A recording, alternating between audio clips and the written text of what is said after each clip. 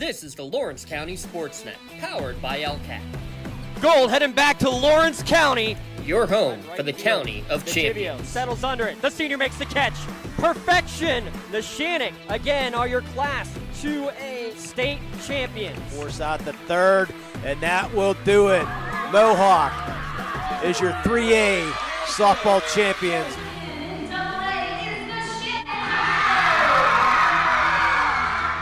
Buzzer's going to sound. Union repeats as the Class 1A WPIAL champions.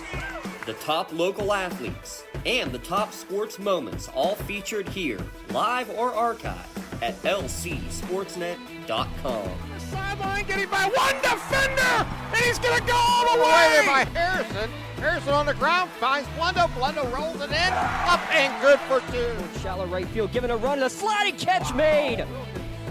Down to 6 on the play clock. Here's snap in the hole. The kick is up. The kick is long enough. It is good. That's flying ball deep right field. Get out of here. Hope running for his life. Throws it up for grab. There's a man open. Touchdown. No way! Ripped away from him. Right back to Stanley from the seat of his pants, and he throws it off the window and in.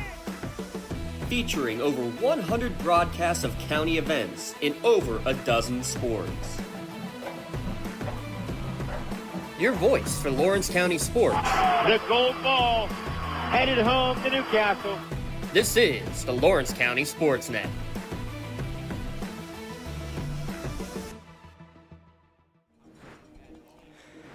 Coming to you live from Mike Bubba Kirkwood Field, it's WPIAL Playoff Baseball in the Lawrence County SportsNet, powered by LCAP. Class 2A quarterfinal action. The Shenango Wildcats taking on the Laurel Spartans. I'm James Dotson, Rich Saragnese alongside for the Cats and the Spartans.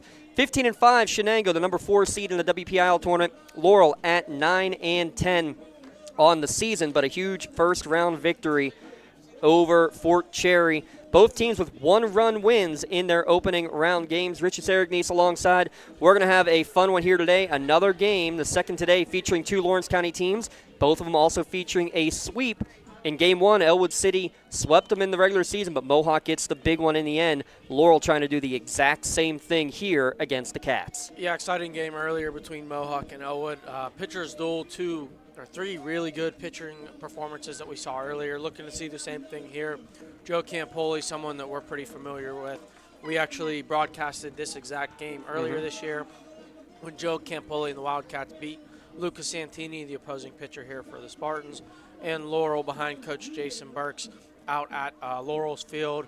Earlier that game, Laurel just booted the ball a lot. Luca threw a great game. We went back, looked through his box scores, looked through his numbers. Everything was really good. I think there was like 5 or 6 errors. So the key today for the Spartans is just going to be play a clean game, limit the walks, and so forth. And then Joe's just got to be Joe again. We know going into this game today he's going to throw a lot of arm side fastballs, a lot of glove side curveballs. Spartans know what's coming at them. It's just going to be a battle of execution here. Let's look at those keys to the game here real quick while we're here. The works in progress keys to the game. Laurel, you kind of said it right there, no free bases. And Coach Burks had said we got to play Laurel baseball. Don't worry about what Shenango's doing. Don't worry about what anything else is going on. We got to play our own game. And for Shenango, you got the lead early in the 2 wins. That's what they need to do here again today. And it's all about Joe Campoli. If they can camp out today, they will be victorious. Your Penn Ohio Bottled Water first pitch comes at 6:55 p.m. That is your opening pitch, and it's in there for strike 1 at 6:55, so 5 minutes early. Yeah, and already exactly like I talked about from Joe, he's going to throw that arm side fastball. We've seen 2 of them already right at 80 miles per hour on the dot. 2-1 to count as that one misses upstairs.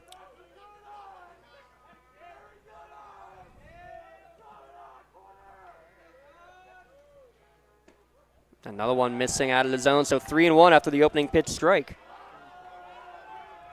Yeah, so for Connor here, he's looking for one spot, probably going to be a fastball middle in, then he could drive to left center field. It is a 3-1 pitch. It is lifted towards left field, shallow left coming in. Settling under and making the catch is A.J. Farilla for the opening out of the game. We'll get you the full batting order here in a moment for the Laurel Spartans. You mentioned Coach Jason Burks, his third year at the helm of the of the Laurel Spartans. We had Wolverines and Warriors in game one. I think we only had one little hiccup there. It took me about 2 minutes to mess up Shenango and Spartans. As the first pitch from the lefty on the outside corner for strike one to J.J. McBride. Yeah, and JJ's a spark plug of this offense, this team here. They go as he goes. So going to look for a lot from him today. That one downstairs evens the count at 1-1. You mentioned we saw this matchup earlier in the year, and both pitchers really struggled to find their groove in that contest. Breaking ball here, chopped on the third base line, but it will drift foul. Yeah, and from seeing Joe twice this year, I know we did the game when he threw against Laurel, and we also did the game when he threw against the Shenango. He is not afraid to spin when he's behind. So if it's a 2-1 count or even an even count 1-1 like you saw there, you're going to see heavy breaking ball. About 40% of the time, he's going to throw that breaking ball. The Spartans, again, they've seen him once this year. They saw him last year. They know who he is. They know his movements. They know his run and everything he has. So they're probably not going to be surprised by anything today. Count now even at 2-2.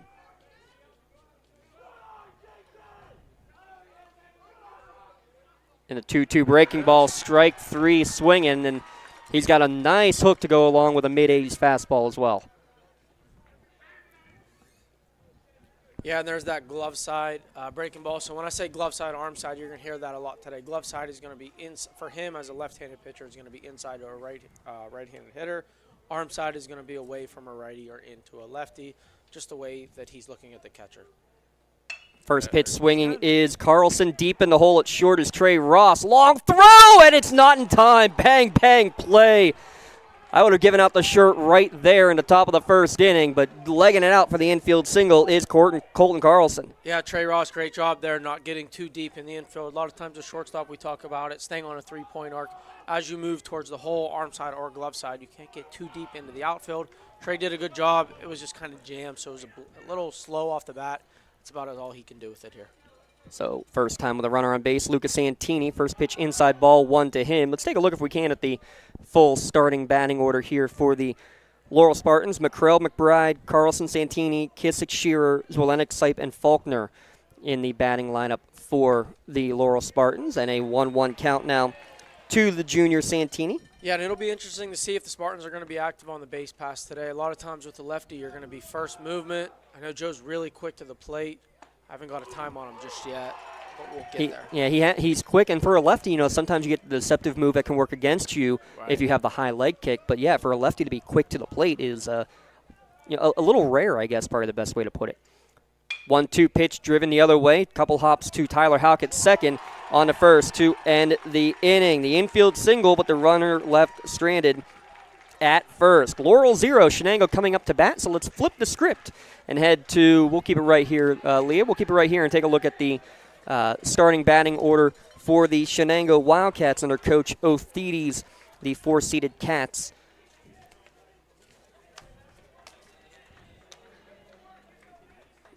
Sending to the plate, Ross, Anderock, Patton, Campoli, Kyler, Deem, Farella, Fry, and Houck.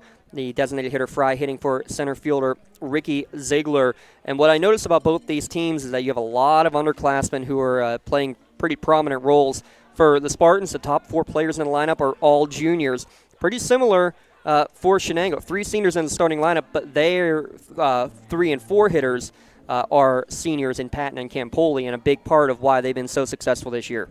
Yeah, and I'm really excited to see what Luca has today. This is a kid that when he's on, he's not walking anyone. Someone that I work with a lot. I actually got to see him on Sunday. We went through our playoff prep together.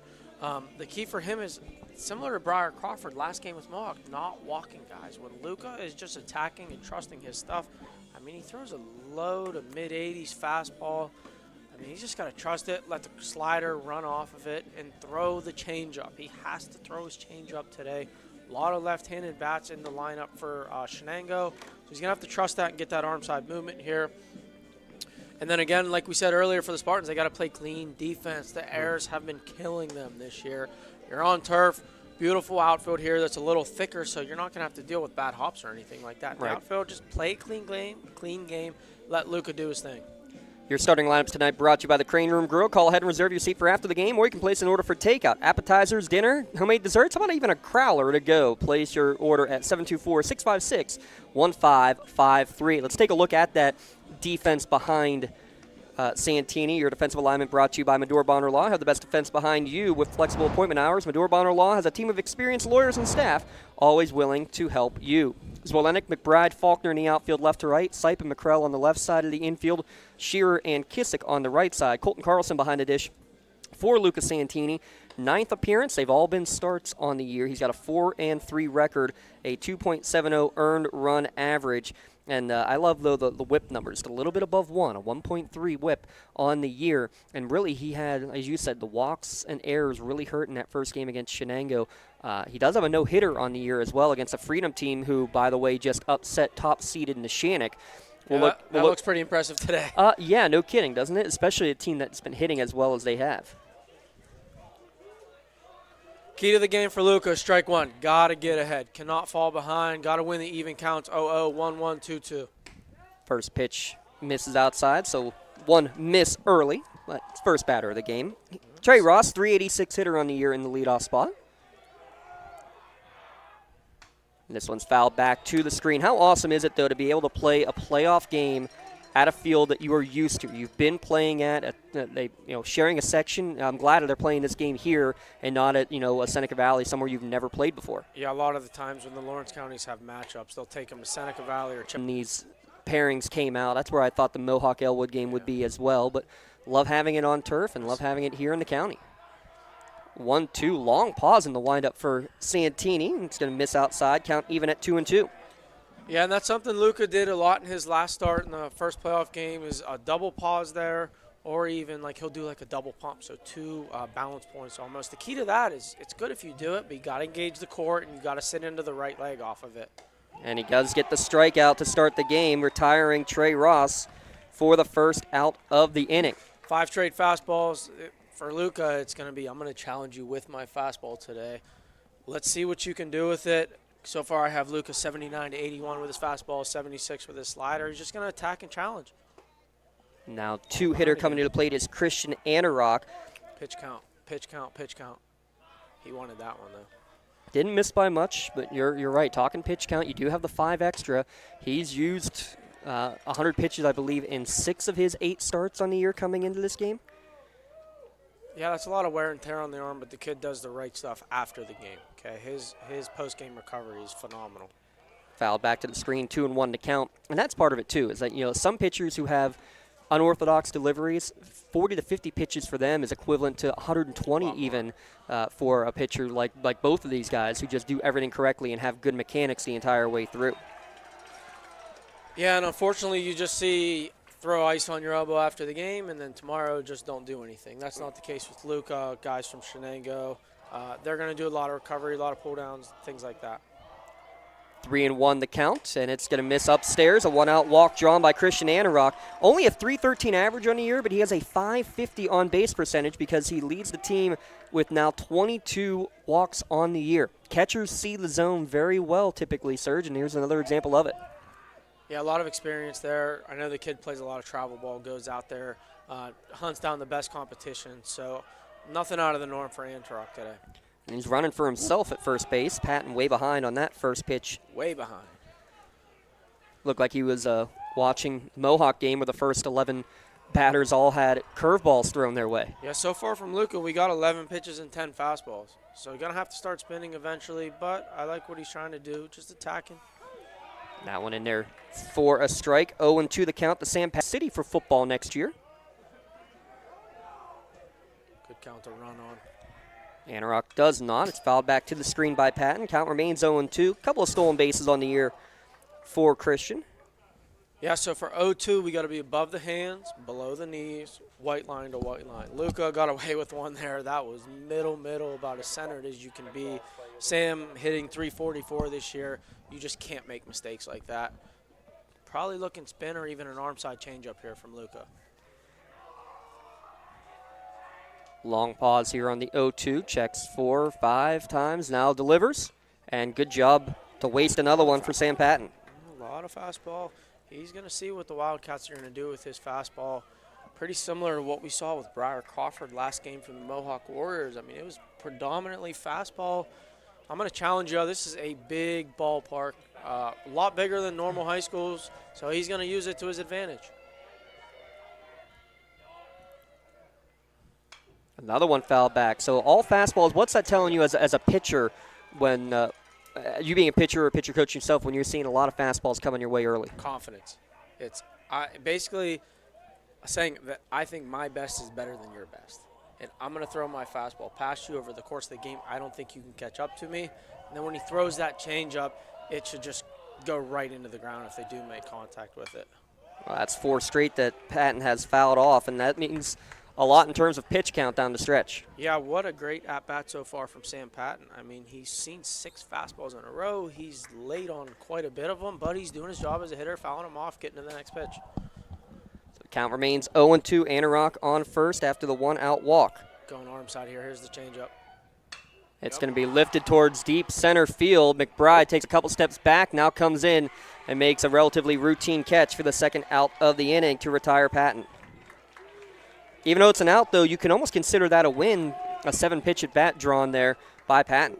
Yeah, that is, like I said, great AB from Sam Patton. That goes into the quality at-bat. Sure, you get out. Sure, your average comes down a little bit, but 7 pitches, that's a quality at-bat all day long from the Wildcats. Looking really good so far. Aljo Campoli to the plate. Team high 433 average on the year. Also leads the team with 22 RBI. First pitch tails away and catches the outside corner for strike 1. And that's the changeup that we talked about. He's got to utilize that today to the left-handed hitters. Trey Ross, Joe Campoli. I know there's another one later in the order. He has to just trust that. When it's on, it's his best pitch. Again, 2 in a row. And it's chopped out on the third baseline. Good hands from Coach Owie there at third base. Coach Othedes mentioned he's in his second year in his second stint, 14th year overall. Play of the game nomination, sure, why not? We got extra shirts now that Mr. Flannery here dropped some off. Win tonight would be win number 150, actually, for Coach Othedes at his alma mater.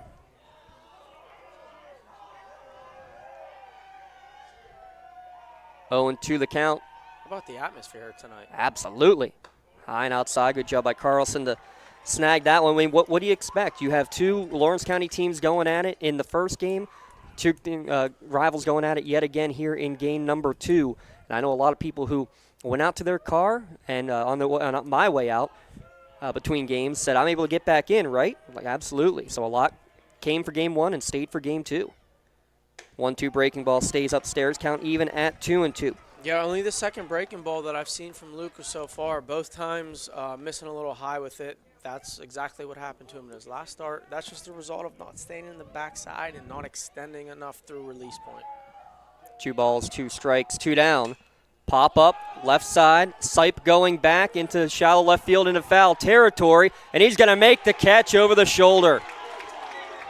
Beautiful play down the left field line for Vern Sipe to get the out and to end the inning. A 1-out walk left stranded on the bags. We've played 1 complete, scoreless here at Kirkwood Field. Back in a moment. You're watching on the Lawrence County SportsNet, powered by LCAP. With great brands at the best prices at Academy Sports and Outdoors, you'll always find more fun. More of this and this, and more of this and this. So you can do more of that, and that, and that, and definitely some of that. While getting together for more of that, and that. Yes! Have more fun with great brands at the best prices, only at Academy Sports and Outdoors.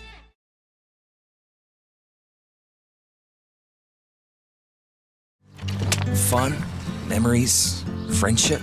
We're here for all of it. Here for the big moments and the small ones too. We're here for unforgettable triumph, momentary misfortune, and the impromptu throwdown. We're out here each day, chasing something great.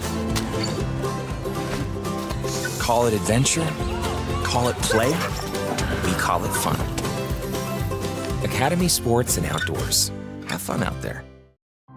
At Penn West University, we're making college make sense again for people who maybe thought college wasn't the answer. We're making college practical with programs tied to in-demand jobs that prepare you for success right away. We're making college accessible by breaking down barriers and offering more choices. We're making college approachable with faculty who understand where you're coming from and help you get where you're going. At Penn West, we're making college valuable again for people just like you. Learn more at pennwest.edu. Top of the second inning, first pitch in for a strike to R.J. Kissick. 5-6-7 Kissick, Shearer, and Zwolenick due up here for the Spartans. That one's upstairs even at 1-1. If we get a chance here after this at bat, we'll bring up the brackets after this at bat, Leah. Thanks, Leah Verdi, our producer here this evening. Another breaking ball, this one downstairs. 2-1 to count to Kissick, hitting .345 on the year, but all singles for the senior first baseman. And LaRoche commit. That one breaks away, 3-1 to count. There's that behind breaking ball that I referenced earlier. You're going to see that a lot today. When he's down 2-1, 2-0, it doesn't matter the count. Joe's going to spin. He's going to pitch backwards. That one there catches the outside corner, and the count full. Looked like Kissick taking all the way there with the 3-1 count. Yeah, I'd like to see more aggression there, but I get it. We're trying to get the pitch count up. Chopped foul. And I was just about to ask that. Is that intentional because of pitch count, do you think? It shouldn't be. Not this early in the game. I mean, you're the 5-hitter. You should be aggressive to that in the zone, especially you just threw 3 breaking balls in a row. You know fastball's coming. And he does get the breaking ball for That's strike why. 3. Second strike out of the game early for Campoli. Final game here in the brackets for Class 2A. The winner of this one taking on Freedom, a 3-0 victor over Neshannock earlier. On the other side, it's Olsh and Riverview in the championship, or the bottom half championship, that semifinal game. Only the top 3 in Class 2A will make it to the PIAA playoffs here in Class 2A, where 3A, all 4 semifinalists will. Yeah, so here as a left-handed pitcher, this is why you have to have a changeup. When you get movement of the feet going backwards, you throw the changeup just like that. It might have been a fastball, but arm side movement is the key once you move a right-handed hitter's feet going backwards as a lefty. Great sequencing there from Joe. Good breaking ball there. You're loving what you're luck. seeing here, Rich Sergey. This is fun. Good luck to the Spartan hitters. This is why I love having a pitcher up here in the booth to see this all coming at you. Now 1-2, anything's available, and he gets a nasty breaking ball into Pebbles. Swing and a miss, and throw down from Manorock to complete the strikeout. That is, what's the nicest way I can put this? That is pure dominance from Joe. I mean, Tyler did not have a chance in that at-bat there, but he's still got more, so he'll go back, rethink your plan here, know what he's doing to you, flush it, on to the next one. 2 up, 2 down via the strikeout was Will Zwolenick now to the plate. Takes strike 1 on the outside corner. I think the kids would call that sequencing dirty. Yeah, that was pretty nasty. 0-1 pitch fouled, 0-2. All right, Coach, you're up 0-2. Way late on that fastball. What are you pulling up here next? I'm staying hard. I'm going arm side, throwing a ball right off the white, but they're going glove side here, breaking ball. Yep. Now he's going to go back to that arm side. No, he won't, because it has to hit him on the back foot. Okay, all right. There you go. That's all you need for the Spartans. Find ways to get on base. So an 0-2 count, but that breaking ball, that's where you're really aiming it as a lefty, is to go, inside, going at that back leg, just a little bit too far in. Yeah, and Joe's going to want that one back, but 2 outs, guy on first, huge ballpark here. Vern Sipe, not many at-bats up this year, so probably going to attack here. Yeah, 2 for 12 on the season is Sipe. First pitch to him misses downstairs for ball 1. You mentioned big ballpark, 325 down the lines, 350 in the power alleys, and 375 to dead center field. Really no wind to speak of here in the evening game. No, you got to hit it to get it out of this ballpark. You're going to earn it.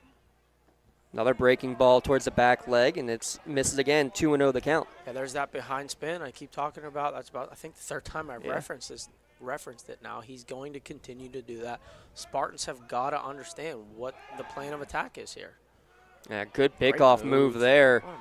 Had him frozen at first base, but Zwolenick able to get back in there safely. 2 seniors, 4 juniors, and 3 sophomores in the batting order. The batting order of 3 sophomores, batting 7th, 8th, and 9th. Zwolenick at first, Sipe batting now, and Faulkner in the on-deck circle. 2-0 pitch catches the top of the zone, 2-1. Yeah, then a lot of times for a lefty with their pickoff moves, they're either a V guy, so when they go to their balance point, you can almost see a V in their leg, or they're a head guy, And you're saying in terms of what you're watching Yes, as the race runner. Yeah, exactly. So Joe's what we call a V guy, meaning when he's going to pick off at first, you're going to see a V in his leg. His head movement's going to be different every time he goes to pick. A lot of lefties will be head guys. 2-2 fisted towards first base, and it'll be taken there by Sam Patton, 3 unassisted for the final out of the inning. One runner left stranded. We've played 1.5, still scoreless here at Kirkwood Field. 2A quarterfinals on the Lawrence County SportsNet at the NFHS Network. This is Jess. She loves to run. So does Jade. And Jen does too. And while they all love running, at AHN Sports Medicine, we know they each need a little something different to get faster. Our doctors and specialists pinpoint that difference and make a personalized conditioning plan to improve Jen's stride, and Jade's endurance, and Jess's form. Because at AHN Sports Medicine, we see you. You can shop for pretty much anything online. Clothes, food, vacations, you name it. All without ever leaving the comfort of your couch. Finally, banking can be just that easy too. With the all-new FMB e-store, you can shop for hundreds of financial products to manage your money, all from the comfort of your couch. From clicks to bricks, we've got you covered. Experience the FMB e-store in branch, on your phone, or online at fmb-online.com. That's the power of Bowser. You're always on the winning team with the Power of Bowser, the official car dealer of the WPIAL. Visit powerofbowser.com 24 hours a day, 7 days a week to find your perfect vehicle. Get the absolute best price and the best car buying experience around. See the full lineup at powerofbowser.com. Powerofbowser.com, where the power of Bowser is yours. These 2025 WPIAL UPMC Sports Medicine playoffs are brought to you by the Pittsburgh Pirates, both the softball and baseball championships for the second straight year. Glad to have coverage of it here on Lawrence County SportsNet, powered by LCAP. First pitch swinging in the bottom of the second inning is Jack Kyler, and it's going to be popped out to right field. 1 pitch, 1 out as Faulkner makes the catch. Yeah, and that's what you need from Luca. 22 pitches in the first inning. He's got to get quick outs when attacking the bottom of this order here. Probably just going to continue fastball heavy until they prove that they can handle his. It's about 79 to 81 mile per hour fastball tonight. Here's the other lefty in the lineup that you referenced. It's the freshman Nate Deem, also a player with no extra base hits on the year. First pitch down at the knees for strike 1. Deem, a .317 hitter on the season. Another one downstairs for strike 2. Pound in the bottom of the zone. Say it a lot. If you keep the ball down, you're going to be an effective pitcher no matter what level you're in. Ooh, Keeps pounding it, but this one just low. Hey, you could tell he wanted it, though, did Santini. Yep. Going right back to the same spot, or just going to throw that changeup. He's digging in the glove. 1-2. Fastball fouled back and out of play. Already 5 two-strike pitches that have been fouled off by Wildcat batters. 1-2 misses up and away, 2-2 to count. Coach Othides again coaching at first. Dale Ross at first with Othides at third. Othides, a Shenango graduate, 1978, and happy retirement. Second year of full retirement. He retires and comes back to coach baseball again as this is fouled off down the third base line. Foul. Yeah, Coach Bub, for example, he said, I'm about to retire. I'll retire fully from everything, just go and hang on the golf course. Coach Othides says, hey, I'm retiring from teaching. I got more time to be on the baseball field. Loving life. And that's so many coaches in the area. I mean, you got to love it if you're going to coach a game like baseball, but the ones we have here in the area, we've certainly seen very passionate about their craft. Full count now to Nate Deem, already a 7 pitch. This is the 8th pitch of the at-bat. Coming up to the freshman third baseman for Shenango. Payoff pitch misses away. 1 out walk. Second free pass issued by Santini. That was one of your keys of the game. No free bases there, both on walks and errors. He's given up 1 in each inning. Yeah, already at 2. And, I mean, the Cardinals sent as a pitcher here is 0-2 to 3-2, and then you walk it in all fastballs, too. But just a great job by Nate there. Some really quality at-bats here. Yeah, fouled off a couple of pitches leading to that walk, and good job coming right back, though, by Santini, getting the first pitch strike to the junior A.J. Farilla, hitting .228 on the season. That one misses away, evens the count at 1-1. Was the leadoff hitter early in the year. Coach Othides decides to make the change. Actually, it was right before the Laurel series, and it paid off. 10 runs in the first game and a 4-0 win in Game 2 against the Laurel Spartans. Way late on that one is Farilla for strike 2. Good snap throw from Carlson, but back in time there at first was Deem. Yeah, and the Wildcat hitters are going to have to adjust. I know they're putting together a quality at-bat, seeing a lot of pitches, but they are way late on the fastball right now. Another one missing upstairs. 2-2 to count, and like you said, you've seen, probably 80% fastballs from Santini right now. You would make that adjustment. 4 changeups and 2 breaking balls, that's it. Pop up, back towards the backstop. Carlson giving chase, and he's going to run out of real estate, out of play. So my thought is because of that, with the number of fastballs that you're seeing, my mentality was always sit fastball, adjust to the curve, but it feels like Shenango behind, waiting for those breaking balls more often than not. Yeah, I'm not too sure what the approach is. They've seen him this year. They saw him last year. I don't know if they're just flat out getting beat or if there's, like you said, they're looking for the breaking ball, but he's just not throwing it right now.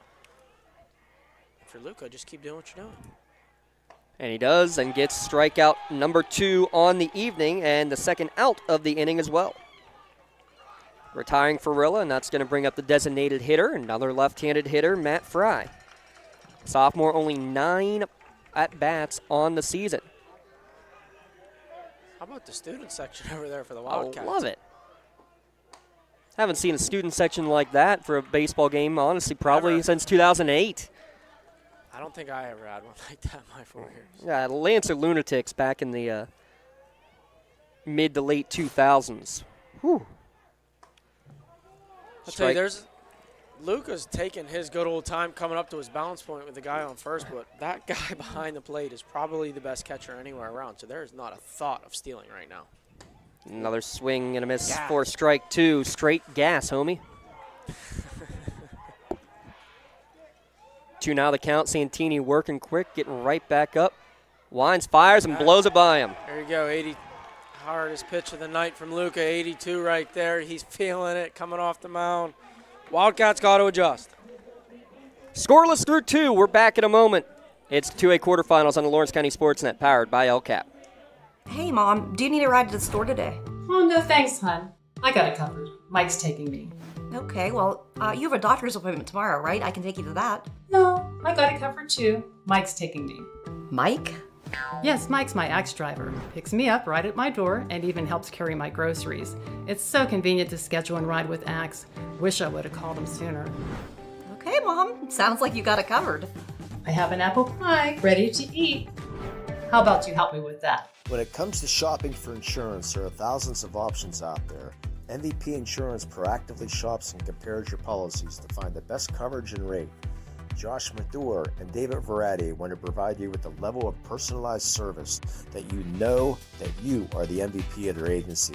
They simplify insurance so you can live stress-free. Visit one of their locations in Xenia Opal or in New Springfield, Ohio. Call MVP for the win. Proud sponsor of the MVP of the game on the Lawrence County SportsNet.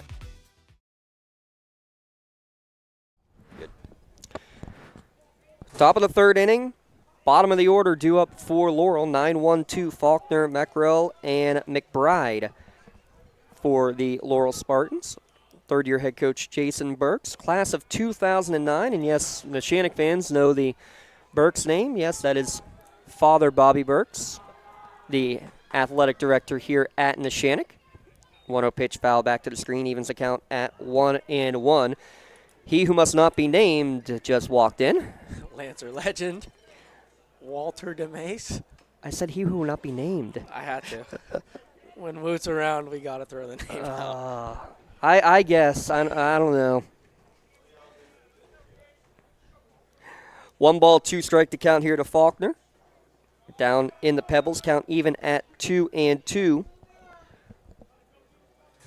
Stole a base and scored a run, a big run in that victory for the Spartans in the opening round victory, upset over 5th-seeded Fort Cherry. 2-2 pitch, ground ball towards short, taken there by Trey Ross. Throw on to first, gets him by a step for the first out of the inning. I'd say the big run, I believe it was Faulkner who scored. Laurel won the game, a 4-3 victory on a double steal with 2 outs. Colton Carlson went to steal second, one of those good old box steals that we love. Got caught in the rundown long enough for Faulkner to score at home. Breaking ball. Yep. Outside corner for strike one. And why are you saying that? Second time through the order, changing it up? Yeah, and Connor's first at bat, he saw 4 pitches, 4 fastballs. And that one fisted back, fouling out of play as well. Laurel had 4 stolen bases in that game, and I think that was one of the other keys that we could talk about today is Laurel, when they get on base, to try to move runners over and manufacture. Here's an 0-2 pitch, chopped towards second base. Tyler Houck, the Penn State Shenango commit, maybe, throws on the first for the second out of the inning. I say maybe because the news coming out in the last week that a lot of the Commonwealth campuses saw that. Likely shutting down. Yeah, so for JJ here, I mean, this is an awfully quick inning so far pitches-wise. I'd like to see him maybe take the first pitch. You're going to see a breaking ball, I'm going to guess here. Fastball, okay. This is downstairs, though, for ball 1. Yep, probably still going to try and get the pitch count up a little bit. Another one misses away. 2-0 the count to McBride. A lot of these juniors are 3-year starters, which is also really impressive. And it's been a team that just keeps on improving from one year to the next. As this one's going to be popped up and foul out of play down the first base line. Now, this is a living legend I will gladly always shout out. The Pride and Promise Award winner for the month here from the Shannock, Miss Barb Kennard.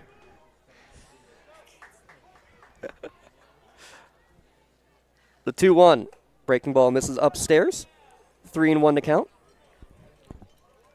Again, the behind breaking ball. That's Joe's bread and butter, it looks like, so far tonight. 3-1 pitch misses up and in. He wanted that one. 2-out walk drawn by McBride. He really wanted that, but exactly like I said before the at-bat, just get the pitch count up. Saw, 5 pitches there. We'll take it. Now we're going to see, are the Spartans going to try and push a run across? But again, Colton Carlson at the plate. You do not want to run yourself out of an inning with that kid up the bat. Man, both these teams, their number 2 batter, really incredible, some of the numbers as time granted on the field. McBride only hits .293. But he has a .582 on base percentage because he leads the team with 9 hit batters and now 13 walks drawn. First pitch breaking ball misses upstairs for ball 1. He also has 8 stolen bases, so that's the other question. Do you maybe see a man in motion, your best hitter, coming to the plate? Another one up and in, 2-0 to count. Carlson, the lone hit of the game, an infield single in the first.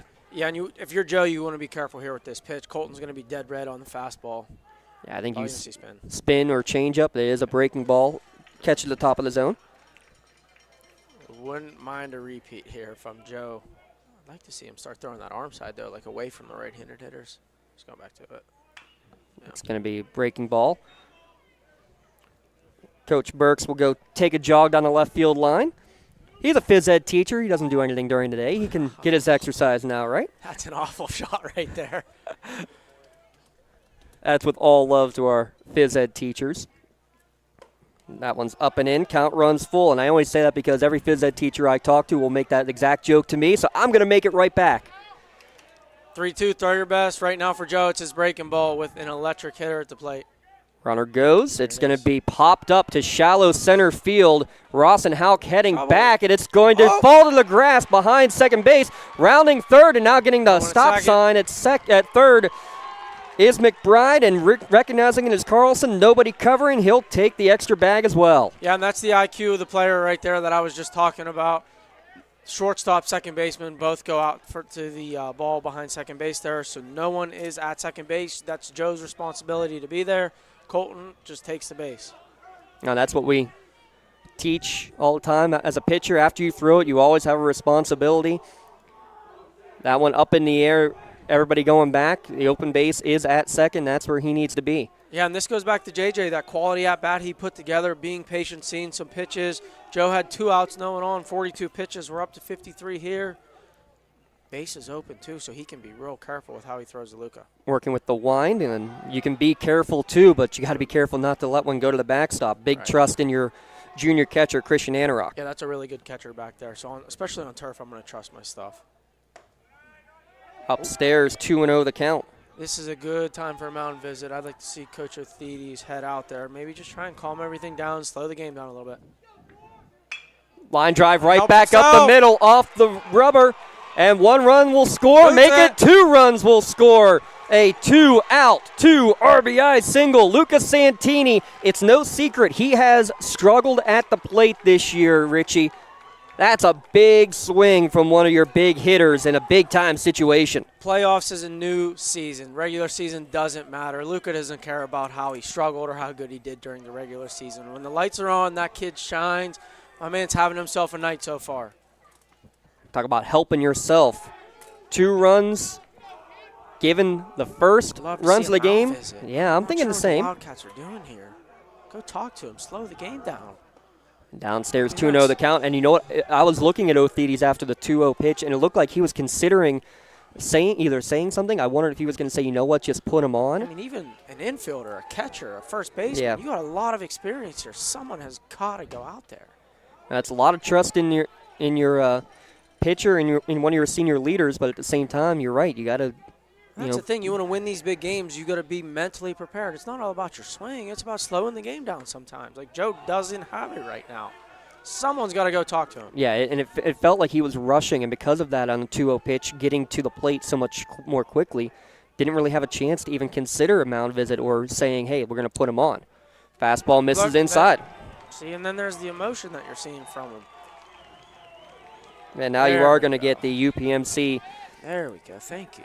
UPMC trip to the mound. A little late, but we'll take it. UPMC is Lawrence and Mercer County's local choice for advanced orthopedic care, getting you back on your feet faster. Visit upmc.com to find a dealer near you. By the way, those RBIs brought to you by Toshiba. Visit www.business.toshiba.com. Click Find a Dealer Near You, or give Dale a call at 412-290-2156 for all of your printer output device and digital workflow solutions. And the good thing for Shenango is they have that experience that I was just harping on a little bit, is they're not going to flinch. They can rally.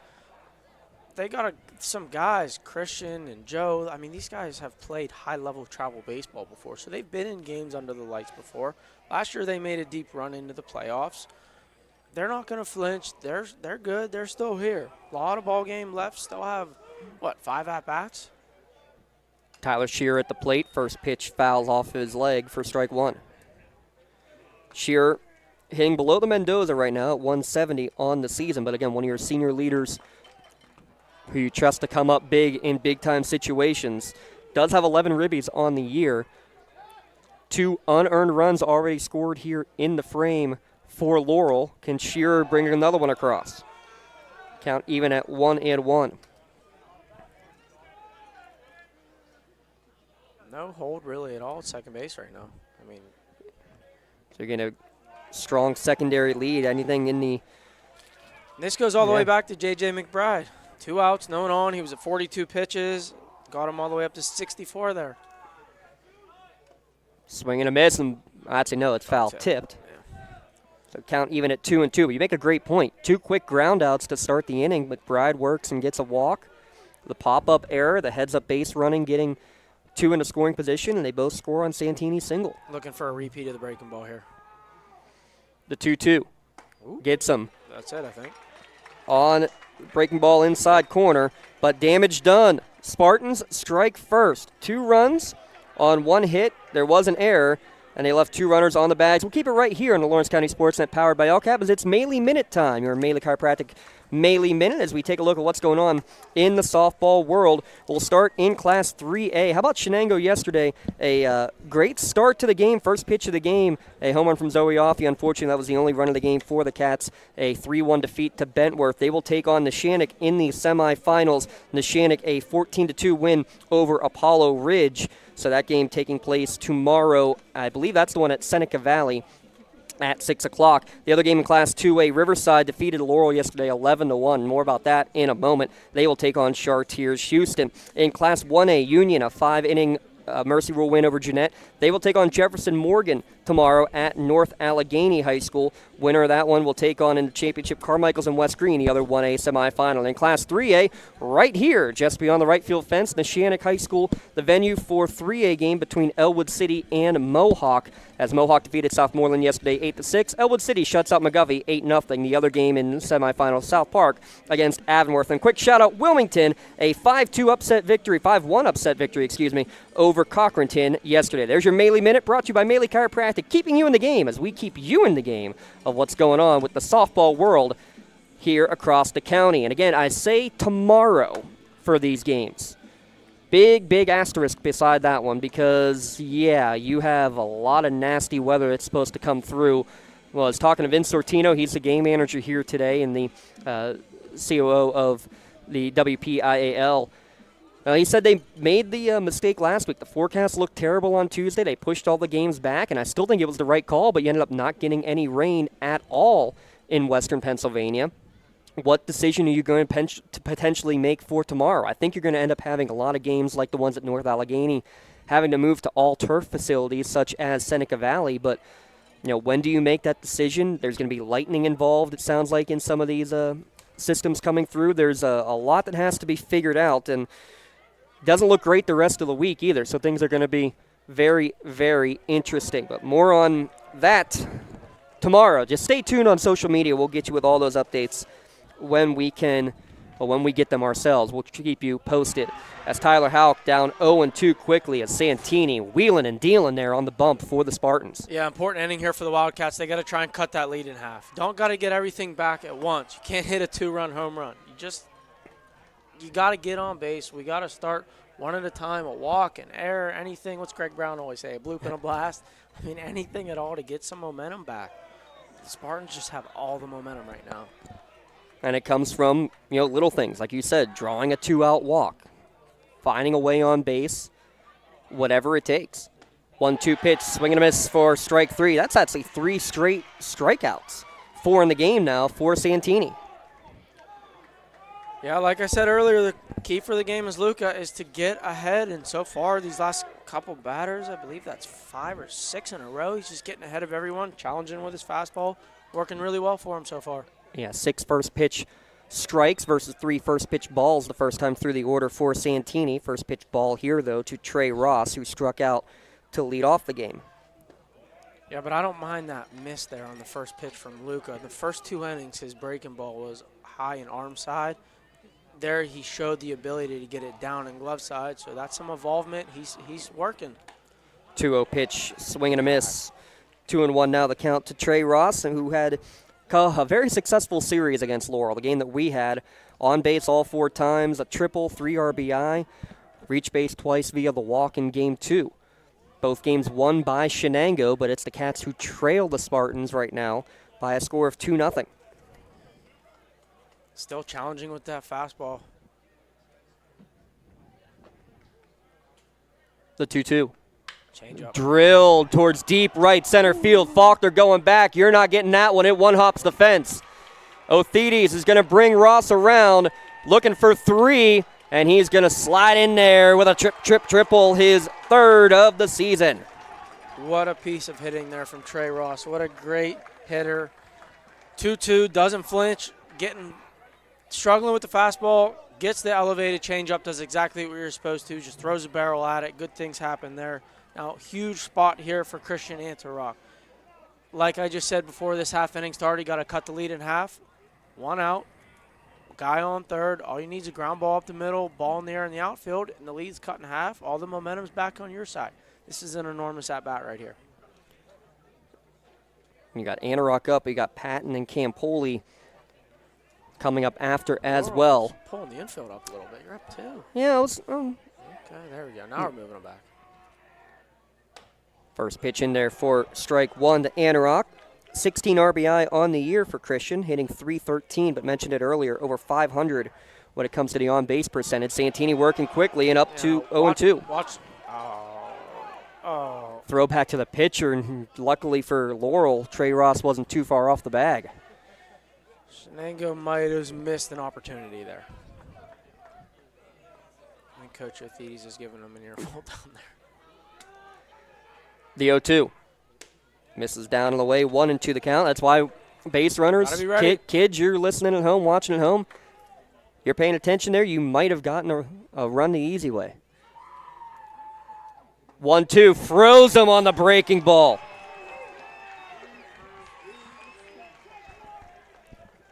There's the breaking ball that I wanted in the first and second inning. I'm glad to see Luca adjusted. Now the Wildcat hitters are going to have to adjust as well. Yeah, you haven't seen much of it, but saved it for the right time. 5th strikeout of the game for Santini. Wow. First pitch breaking ball here, misses away.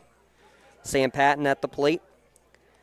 3 RBI in game 2 of the series this year. Got one downstairs. 2-0 the count. Yeah, and for Sam here, you're looking for one pitch, one spot. First at bat, he saw, 7 fastballs, so probably looking for another one on here. He should be on time to the fastball after seeing 7 of them. He lifts this one, fouled on the right field line. Faulkner giving chase, but it will run out of real estate. Yeah, just little adjustments you can make. Like, I'm looking down at the Wildcat dugout. I'd like to see, 6 of their hitters standing, trying to get their timing right now, working through their load as Luca's going to throw. Another one popped up in foul territory down the first base line. Kissick at the track will make the catch to end the inning. The 1-out triple, but a strikeout and a pop-out end the inning and maintains a 2-0 Spartans lead through 3 innings. Back in a moment. You're watching on the NFHS Network. This is the Lawrence County SportsNet, powered by LCAP. No two companies create the same way. Toshiba empowers the art of business by uniquely enabling businesses to work with tools designed specifically for them. In a constantly evolving world, business communication must be agile, efficient, and fast. Toshiba is the company that helps you manage it all, from paper to digital to screen and back again. Toshiba, empowering the art of business. Tired of gasoline costs? Why drive? Let the Newcastle Transit Authority take you where you want to go. Serving the city of Newcastle and stops throughout Lawrence County, as well as weekday service to Pittsburgh. Public transportation just makes sense. Why drive when you can relax and ride? For more information or for route schedules, log on to newcastletransit.org. The Newcastle Transit Authority, going your way. And remember, senior citizens ride free. Your hip, your knee, your shoulder, whatever has been holding you back, UPMC Orthopedic Care is where you'll find experts to help you get back to a better quality of life. UPMC is pioneering minimally invasive surgeries, and we offer personalized treatment plans and same-day surgery to get you home and moving sooner. It's your ankle, your elbow, your hand, and it's your move. Visit upmc.com/ortho to learn how UPMC can help. Back to the action here. 1-0 pitch, grounder towards short, taken there by Trey Ross. Retires Will Lennox, 6-3 on the putout here in the top of the 4th inning. Pitch count might start becoming an issue for both of these starting pitchers here, Richie. Oh, yeah, we're at 68 already for Joe. At the bottom here against Vern Sipe, who doesn't have much experience this year. Just got to attack. I'd like to see maybe a little – I know he likes to pitch backwards like that, but maybe just more fastballs to try and get more contact. I mean, Luca's single. I think that's really it so far. The only other hit for Laurel, Colton Carlson's infield single in the bottom of, or in the top of the 1st inning. Right, so right into my point, and that could have been an out. I know he's just the type of pitcher you are, but sometimes you got to adapt and adjust as the game's going, especially when you're down here. Another good breaking ball there for strike 2. 1-2 now to count the sight. But, I mean, it's also about what pitch you have the confidence in, too, right? Right, and I'm reading hitters as the at-bats are going. When you get a take like that, you're just going to throw it again, just like you did. Gets his 4th strikeout of the game. 5th strikeout of the game. Both pitchers getting the job done. 5 Ks, 2 walks for both of them. The difference is the 2 unearned runs scored by Laurel in the top of the 3rd. Now Braden Faulkner with 2 outs coming to the plate. First pitch for strike 1. When Joe just gets ahead, he is as good as there's going to be at the high school level for a left-handed hitter. Left-handed pitcher. Working quickly, working ahead, up 0-2. This is the Joe we're used to seeing, right? This is what I saw when he pitched against Laurel earlier this year. And gets the 3-pitch strikeout here. Now the Wildcats got to get the momentum back on their side. You can't continue to wait. 9-pitch inning, 75 total in the game, but still trailing 2-0 is Shenango. We'll be back at lcsportsnet.com. Works in Progress Painting wishes a successful and satisfying season to all the Lawrence County sports teams and athletes. Work hard and bring honor to your team, school, and family in how you play. Joe Wright and his family have been providing painting, window cleaning, and other property services for business and homeowners in the Lawrence County area for over 10 years. Their goal on every project is to provide a meaningful service that honors their customer, God, and their family, and to have fun while doing it. Works in Progress is now booking interior painting projects for both residential and commercial projects. Call Joe today at 724-714-4294 to discuss your next project. GEM building contractors and developers have a proven record of performance on any size project. They bring value, local craftsmanship, expert management to meet any challenge. From design construction, from inspection to budget estimation, GEM Builder has been building our community for 70 years. Does your blueprint not match the vision of your building project? Not with Creative Edge Architecture. From concept to creation, Jeff Measle will help tackle the complex problems, creating design solutions and construction experience. Creative Edge gives you the edge design and construction meet. You're in the shade. No, you're off. Bottom of the 4th inning coming up. We're having too much fun deciding what the next song has to be. Big shout out, another Neshannock legend, Ernie Burks, running the music for us. First pitch, breaking ball for Santini, in there for strike one, facing the meat of the order, Campoli, Kyler, and Deem. The 3 due up here for the Cats. This one just misses outside, count even at 1-1. Tell you what, 2 emotional pitchers, they want every single ball out there they can get, Richie. Yeah, this is the way it should be, though. I mean, you have 2 pitchers that are just giving everything they have tonight. It's unfortunate that one of these teams is not going to make the state playoffs. This one popped up down the third baseline, foul, and out of play. That's right, just 3 teams will make it, so you have to not only make the semifinals in Class 2A, but you need to win to go to the championship game or win the consolation match. Those games scheduled to take place next week. There are no official dates listed yet for the baseball championships. Same for softball, though it's going to be the 27th or the 28th for the baseball championships at newly named EQT Park. Former Wild Things Park. Fouled back to the screen. Count will remain 1-2.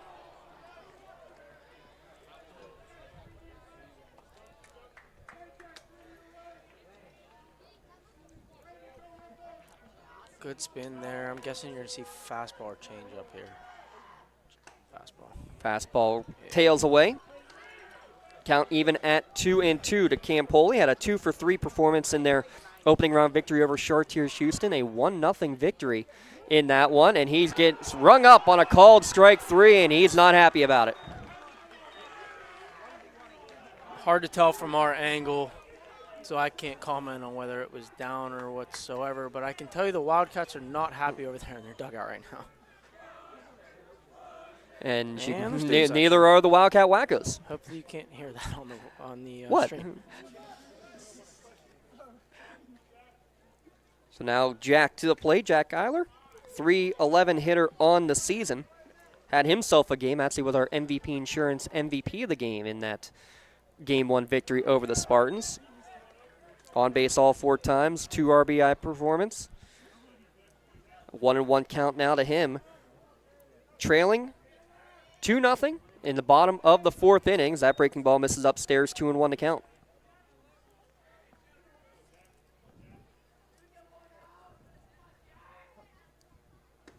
Two-one down at the knees. Count even now at 2-2. There's not much you're doing with that, even if you put that ball in play. That's what I've always said. That is dotted. Tell your pitchers, if you work the bottom of the zone, you're going to be a tough one to hit. And he paints the black on the outside corner for another backwards K.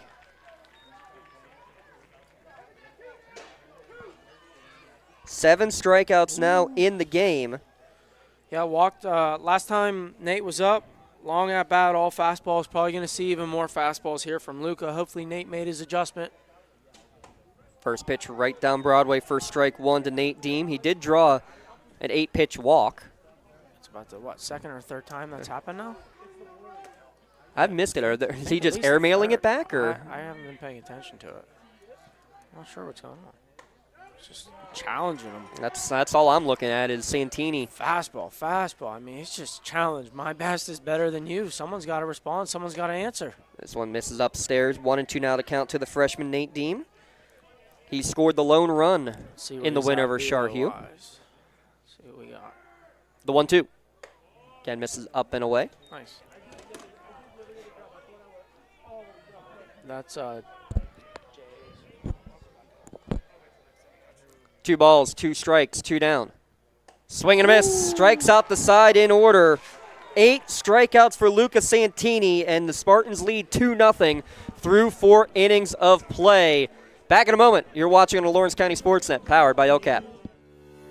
For 20 years, Melee Chiropractic has treated athletes of all ages to help them get safely back to the top of their game. Melee Chiropractic has 3 full-time doctors in their office, and all 3 are former area athletes who have had to battle injuries throughout their careers. They want to help you get safely back on your feet. But more importantly, help stop the injuries before they happen. Prehab before you rehab. Attention all high school student athletes. During your sports season, a $30 visit to the Melee Chiropractic office includes an adjustment and/or all therapy is necessary. From the athletes of tomorrow to the weekend warriors and everything in between. Let Melee Chiropractic keep you in the game. Right now, someone very special needs your help. This is Jack Lynn, CEO of City Rescue Mission. No one is beyond God's love and care. One person's life can affect another. Though you may never meet this person, you can make a difference in his or her life. Hurting men and women in our community desperately need food, shelter, and physical and spiritual care. Some are struggling with abuse and addiction. They feel alone, unloved, and forgotten. Individual, caring people provide their hope. You can help change the lives of men, women, and children. Visit cityrescuemission.org and help us today. Top of the order due up here in the top of the 5th inning. Laurel with a 2-0 lead and sending McCrell, McBride, and Carlson to the plate. 1-0 breaking ball in there for strike 1. How about both pitchers right at 75 pitches exactly through 4 innings? Yeah, we're going to see both bullpens in this game here. It's going to come pretty soon. Oh. Error by Coach Burks. Tough hop. It's a tough hop.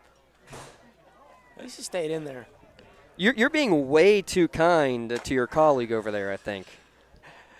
1-2 pitch, swing and a miss. And my word, we're having a lot of fun with the pitchers having a lot of fun on the hill. That's 7 strikeouts now for Campoli, 8 on the other side for Santini. Yeah, huge at bat last time for JJ.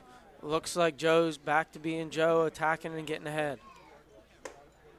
Right on cue. That's what we call the broadcaster's jinx, my friend. Limon, our colleague does not believe in that sort of thing. As 1-0 pitch is fisted foul, backing out of play. For example, let me ask you this. If we'd gotten into this 4th and 5th inning and we didn't have the one hit there for Shenango, for example, would you be using that vernacular of no-hitter? No. Never. Absolutely not. Never. That's why you know I'm working with a true baseball player here. That one catches the top of the zone, 1-2 now the count to McBride. On the other hand, Limon, he would have said it about 5 or 6 times right away just to get it out of the way.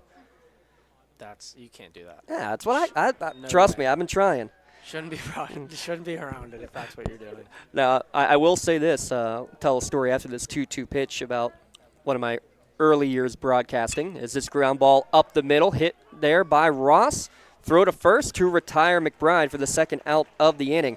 I did a game with the great Bob Workwis down at Franklin Regional at Gateway, and he's the same way we are. We don't say that magic word. Well, guess what? We said it in every way that we could without saying the magic word. Everybody knew what was going on, but neither one of us, and we never spoke about it between innings either, but we were both on the same mindset of we're not saying that, and guess what? We got it. We got the no-hitter in the end, and it felt more magical, especially as a former player. I mean, you know how rare those things are. That was so much fun. One of the probably top 10 broadcasting memories in my career. 1-0 pitch is drilled by Carlson to deep right center field. Unable to get to it is Ziegler. This is at least 2, and holding at second is Carlson, his 7th double of the year. He's been on base all 3 times, and now on base with 2 outs. The thing that's the most impressive about what just happened there is that's a middle-in pitch. And he took that ball to right field. He was late, but because of his hand positioning, he was able to stay inside of that ball and still get the inner third barrel of and still just muscle it out there. That speaks to what I was saying earlier about how good that kid is, how strong he is, how mature he is. I mean, that's just dedication of work right there. Joe made a great pitch. He beat him. But because of how strong and just how well he can adjust, he just kind of beat him on the other side there. Intentional walk to put Luca Santini on base. So Carlson at second, Santini at first. No Axe courtesy runners for either the catcher or the pitcher out there. That doesn't go against the pitch count? It does not. It would I know it does in the Little League World Series, but no, it does not go against pitch count in high school. Not noticing it. Breaking ball in there for strike one. How about this, though? Santini at first did not notice it. Carlson gets to third, though. Now you got first and third, and we mentioned it earlier. They stole a run on third and first. That's how they won the game against Fort Cherry. It's the little things like that in these playoff games. And now it is the box steal. They're going to try to get into the rundown. Go. And here comes the throw to the plate. Carlson's going to get back to third, and that's going to go down as a stolen base now for Santini. Yeah, so that's a win for both sides, more of Shenango. Right. That's great defense there from Tyler Houck there. You always want in that scenario the second baseman to step up, get the ball in his hands because he's the best vision of what's going on. You can almost walk the base runner back to first base, and then if he breaks like Colton does, you just throw the ball to home just like that. So now he can work from the windup with an 0-1 count. This one good block by Anarok, keeping it a 2-0 game there. Yeah, and you have first base open, so Joe can go back to being Joe pitching backwards here. 1-1, he can spin again after already spinning twice. 1-1 the count, R.J. Kissick. A strikeout and walk in his two plate appearances. He grounds one towards third. Cutting it off is Nate Deem. Throw to first in time to retire Kissick by about a half a step. So a double, an intentional walk, but both runners stranded in scoring position. We go to the bottom of the fifth. Still a 2-0 Laurel lead. Back in a moment on the Lawrence County SportsNet, powered by LCAP. Don't get left out to dry. Call the Penn Ohio Bottled Water Company for the fastest and most efficient bottled water delivery service in the area. Penn Ohio offers bottled water ranging from 16.9-ounce bottles to 5-gallon jugs, perfect for your next event or office water cooler system. Also, don't forget to ask about their custom labeling options. Visit PennOhioBottledWater.com for more information and to get a quote on their delivery services. Whether it's at home, in the office, or on the sidelines, Penn Ohio has you covered. When it comes to protecting those you love, the businesses you've built, or the things you've earned, you need someone you can trust. Who better to protect your interests than a local insurance agent? Pontius Insurance is a team of local agents helping local residents in Lawrence County and surrounding areas, specializing in auto, home, business, and life insurance. Come see Dan Pontius, Jessica Dix, and Tracy Giddings, and the rest of the team at Pontius Insurance, and receive the personalized service you deserve.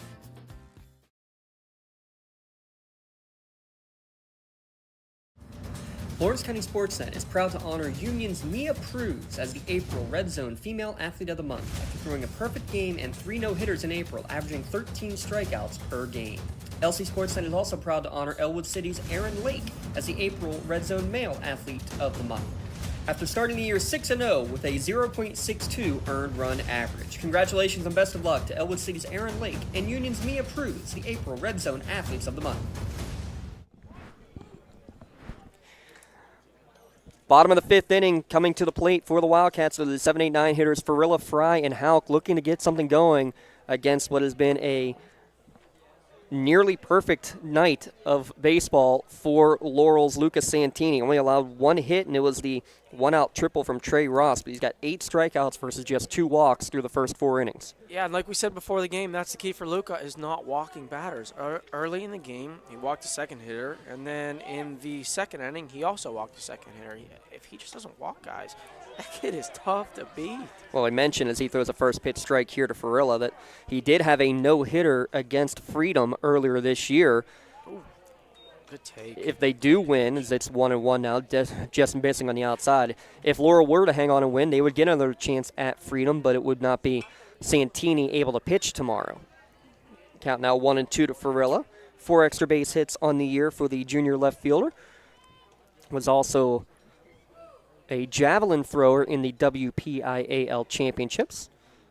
Long pause on this 1-2 foul back to the screen. The one thing I will say about Shenango, even though they only have one hit, that's now 10 pitches that they fouled off with 2 strikes. So they've extended at bats, Richie, and as a result, the pitch count is definitely getting up there. Breaking ball, ground ball right side. Shearer going to his glove side, sliding stop, makes the play for the first out of the inning. Yeah, I mean, if you're looking for a bright spot for the Wildcats, I guess you could say that's one, but I'll be the bad side, I guess, is they have failed to adjust. It's just been fastball after fastball after fastball, and the hitters are just not adjusting. Luca's flat out beating them right now. In all honesty, it kind of feels like, and Laurel's going to hate hearing this, but it feels like that's what happened with the softball game yesterday, that the batters just could not make the adjustments on a slower pitcher. They were out in front of everything. I think of the 21 outs, there was only 2 strikeouts. The other 19, 17 of them were pop-outs. Count even at 1-1 here to Matt Fry. Struck out in his first plate appearance tonight. Hits this one to the right side, taken on 2 hops there by Kissick. He's going to throw to first. Good job to get it PFP. to a covering Santini for the second out. There's the PFPs. And talk about how well he did that too. Santini catches it first and then finds the bag. Yeah, the route you want to take there is not directly to the bag. You want to go towards the first baseline, almost like a banana, like right where the first baseline will kind of shoot out. You see the runner's lane, and you want to go towards that and then up the line, so you have the ability, just like Luca did, to catch it and then step on the base. Houck off the end of the bat, foul territory, first base line, off the edge of the glove of Kissick. Couldn't quite get to it. So Houck with a little bit of life, but how many of those have we seen, little end of the bat foul balls down the first base line that Faulkner or Kissick have had a chance to get to, or Sipe even in the first inning down the left field line? Yeah, that was going to be my question, was how many foul balls have really either team, but more of Shenango, have they pulled? How many foul balls did you say they had with 2 strikes? 10. How many of them have been pulled versus being late? Pulled versus being late. I think you're going to answer your own question on that one, as this one gets away from Santini and heads to the backstop. So here, obviously you don't want to see that from Luca, but this is where you throw a breaking ball. If there's ever a time to do it, it's right now. The 1-1. He comes back with the heat. It's popped up towards shallow left field. Zwerlenik coming in, calls off Meckrell, and he's going to get the catch to complete back-to-back 1, 2, 3 innings. 5 complete. Still a 2-0 Laurel lead. 84 pitches there, Richie? Yep. 84 pitches on the board for Santini. We'll be back in a moment. Spartans lead in the quarterfinals at LC SportsNet, powered by LCAP. Calling all sports fans. Never miss a moment with real-time alerts, keeping you in the loop when your favorite teams are playing. Get instant updates sent straight to your phone with game schedules, changes, and all the latest news. You can receive important updates and reminders, so you're always prepared for game time. Be the first to cheer on your local teams and show your support. Receive important updates and reminders, so you're always prepared for the game. Signing up is quick and easy. Don't miss out. Sign up now and stay connected to the action. Plus, follow us on social media for live updates, behind-the-scenes content, and community news. Whether you're hosting a big party, it's family dinner night, or you just need a place to go and watch the big game, the Crane Room Grill is the place to be. Need that something special for your upcoming event? Ask about the CR Brewing Company's custom brewing options to give your big day that personalized touch that your guests will never forget. Visit craneroom.com to see their full menu, or call in your takeout order now at 724-656-1553. The Crane Room Grill and CR Brewing Company, a winning combination. Cheer up. 6, 7, 8 hitters due up for the Laurel Spartans in the top of the 6th inning. Pitch number 90 for Joe Campoli is strike 1 to Shearer. It's Shearer, Zwerlenik, and Sipe due up. Pitch. Breaking ball for strike 2. Coming back to the game, we'll announce our MVP Insurance MVP of the game. Get in the game at MVP Insurance. Call MVP for the win. Visit MVPINS to request a free quote. Ground ball right back up the middle. Backhanded stop and a beauty from Campoli for the first out of the inning. Tell you what, you talk about pitchers with the good PFP, but I'm not sure that's when you practice a whole lot there, Rich. No, there's no practicing that one, but that's a single. If he doesn't knock that ball down, then we have the bottom here. Probably then a bunt leading to a guy on second base. I mean, that's huge for the momentum to stay in Shenango's side here. And down in the bullpen, we have Connor McCrell getting loose for the Laurel Spartans. We expected to see him in relief for the Spartans for sure. Shenango likely to see. I saw Trey Ross getting loose last Ross night. is getting loose. Yeah. You see Tyler Houck a lot as well. 2-0 to count here to Wills Welenek, hit by a pitch in his first at bat. So here in this scenario, we're up to 94 pitches. Probably going to put the take sign on. 3-0 the count for sure, and handcuffing the sophomore left fielder. Yeah, maybe even 2's take sign. Yeah, Coach Burke's just definitely getting the sign to take one here. That's the universal take sign for most. And it's a 4-pitch walk. Third walk issued by Campoli. And that'll bring Vern Sipe to the plate. Is that Coach Burke's? Is he going to the bench? I think he was confirming, yeah, I want 6 batting. I want Sipe batting. Gotcha. Because he did have a couple extra bodies swinging a bat there, it looked like. So for Vern, we have a ground out to first and a strikeout on a couple of curveballs last time. So for him, we just got to get that base runner moved up. And he does square to bunt, pulls back for strike 1 as it catches the outside corner. Yeah, Joe back to being Joe, getting ahead. I know he walked the last hitter, but before that, I mean, he is – how many in a row has he retired? Quite a bit. Retired. He had at one point retired 6 in a row. Pick off to first base. First movement. Now in the rundown there is Welenek. He may have been able to get there. Now goes back to first base, and he's going to be tagged out. That's a 1-3-6-3 pickoff to retire Wills Welenek. Great job from Joe. I don't think he intentionally was going to go over there at the peak of his leg lift. The base runner was going on first movement. I mean, as soon as you see the heels or toes lifting off the ground, you're gone. As a base runner, you just got to go full blast and don't stop. But Joe, as a lefty, that's a free out as soon as you see that. I mean, just go to first, clear the lane, step inside the running lane, make the throw to your shortstop, and it's over. Fastball upstairs makes it a 1-2 count, but that's also big as the pitcher. You have to be able to be in that balanced position to make that pickoff attempt even to begin with. And that's why you want to be a lefty. Yes. And then he gets the strikeout to end the inning as well. So the walk picked off. No one left on the bags. A little momentum maybe with the Cats, but they still trail 2-0 heading to the bottom of the 6th on the Lawrence County SportsNet, powered by LCAP. At Medore Bonner Law, we're more than just attorneys. We're your community partners. With a combined experience that spans decades, attorneys Jason Medore, Michael Bonner, and Greg Rossitelli are your trusted advisors for all legal matters. From personal injury to estate planning, business law to family disputes, we are here to guide you through every step of the legal process. Our full-service, community-based approach ensures that you're not just a client, but a valued member of our family. Give us a call or visit us online at MedoreBonnerLaw.com for more information. More and more, people are consuming information on screens. Businesses that want to engage, educate, or entertain clients are turning to Toshiba to provide inspired communication with digital signage experiences that attract attention in novel and entertaining ways. Information needs to be managed to be effective, and organizations can trust Toshiba to provide solutions for improved workflow, which help to securely store, organize, and manage information, whether in digital or physical form. Toshiba, empowering the art of business. Select images of today's game will be available courtesy of Something for Your Wall Photography. Make sure you check them out. Search Something for Your Wall Photography on YouTube. Remember, collages make great graduation gifts for your athlete and family members. Check out all of her great captured moments on Facebook as well. Search Something for Your Wall. Let LCAP Early Learning let your little one blossom. Immediate openings in childcare and preschool classrooms all across the county. Visit lccap.org for more information.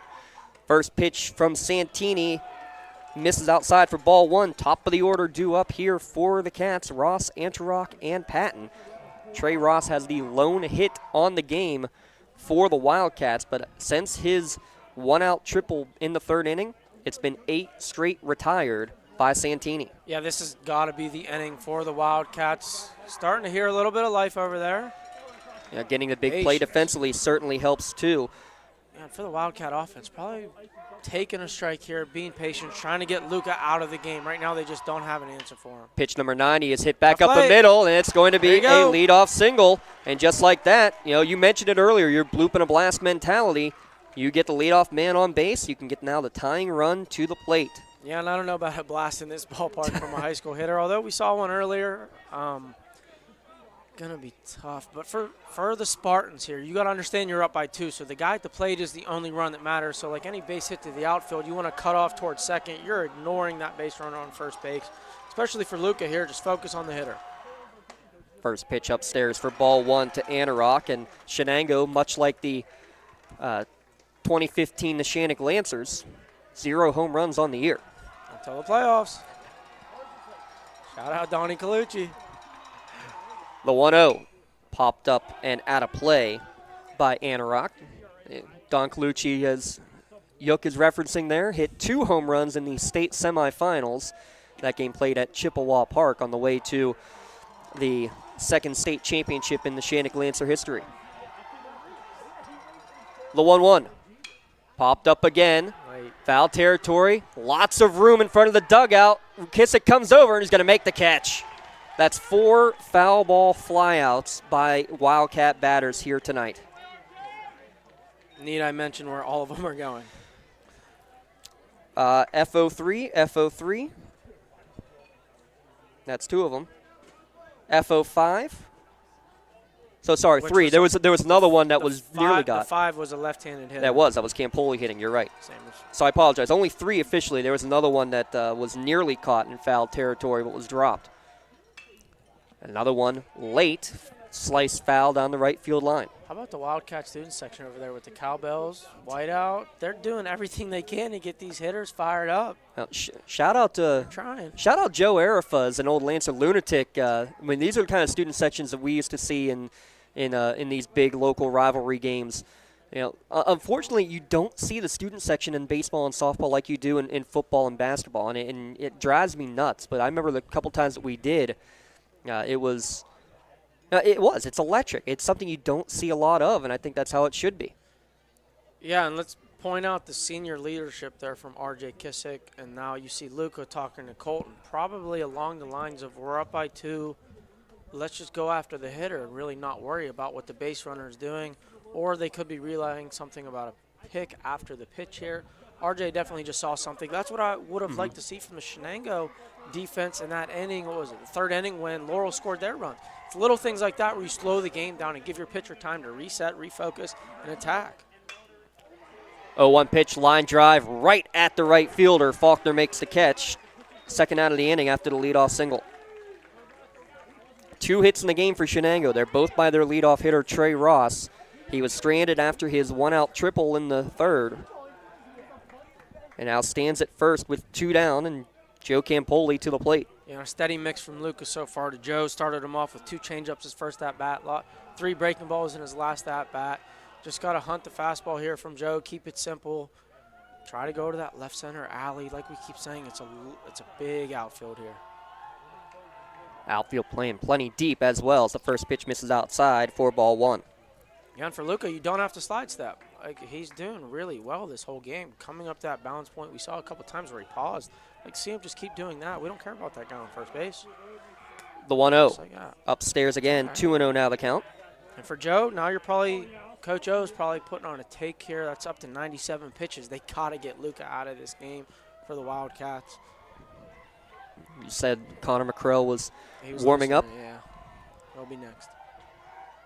Been a pretty traditional 1-2 throughout the course of this year. 3-0 now the count, and here's the other question: Do you pitch to him, or do you same thing on the other way? Do you handcuff Campoli? Well, I understand what you're saying, but the way that kid's been thrown tonight, do anything to get him out, right? I'm gonna just throw. And they're gonna walk Campoli on 4 pitches. 3rd walk issued by Santini. Tying run now aboard. Good time for a mound visit. You got 3 of them. On the other side, Coach Othides will use a quick defensive conference to talk to Jack as he heads to the plate. Yeah, our player of the game last time that Shenango played Laurel. Can he do it again? Last time Luca hung a breaking ball. Jack laced it to the right center field. I believe it was a 2 RBI single or 2 RBI double. Can he do it again? Here's the scenario. And you got a pretty fast runner on first base as well. First pitch outside corner for strike 1 to Jack Heiler, a flyout and a strikeout in his 2 plate appearances here tonight. And that's pitch number 102. I like what Laurel's doing here in the middle. Really no hold at all. Kind of like I was talking about, we don't care about that runner. Let Luca take care of him with his looks. And just like that, strike 2, quickly up 0-2 is Santini. For Jack, just need a ball in play. Got to shorten up, choke up. Just try and hit the ball to the right side. Go. Foul ball back to the screen. Yeah, and I say go there because anytime as a pitcher that you see the base runner on second, his feet stop or his feet going back towards the base, it's an automatic throw there. I mean, that's not something we want to do as a base runner. Just because he goes behind you doesn't mean you completely move. Like, see how he's moving backwards? Yeah, so that's when you want to deliver right there. Hold your ground. Move. And I think a good job actually noticing that at the plate is Jack Heiler is going to request time. Yeah, I mean, as a base runner at second base, you never want to stop your feet. Got to keep moving. You start deep and work your way in. Ground ball right side. It's going to go off the glove of Santini coming up to the second baseman. No play for Shearer. E1, bases full of Cats.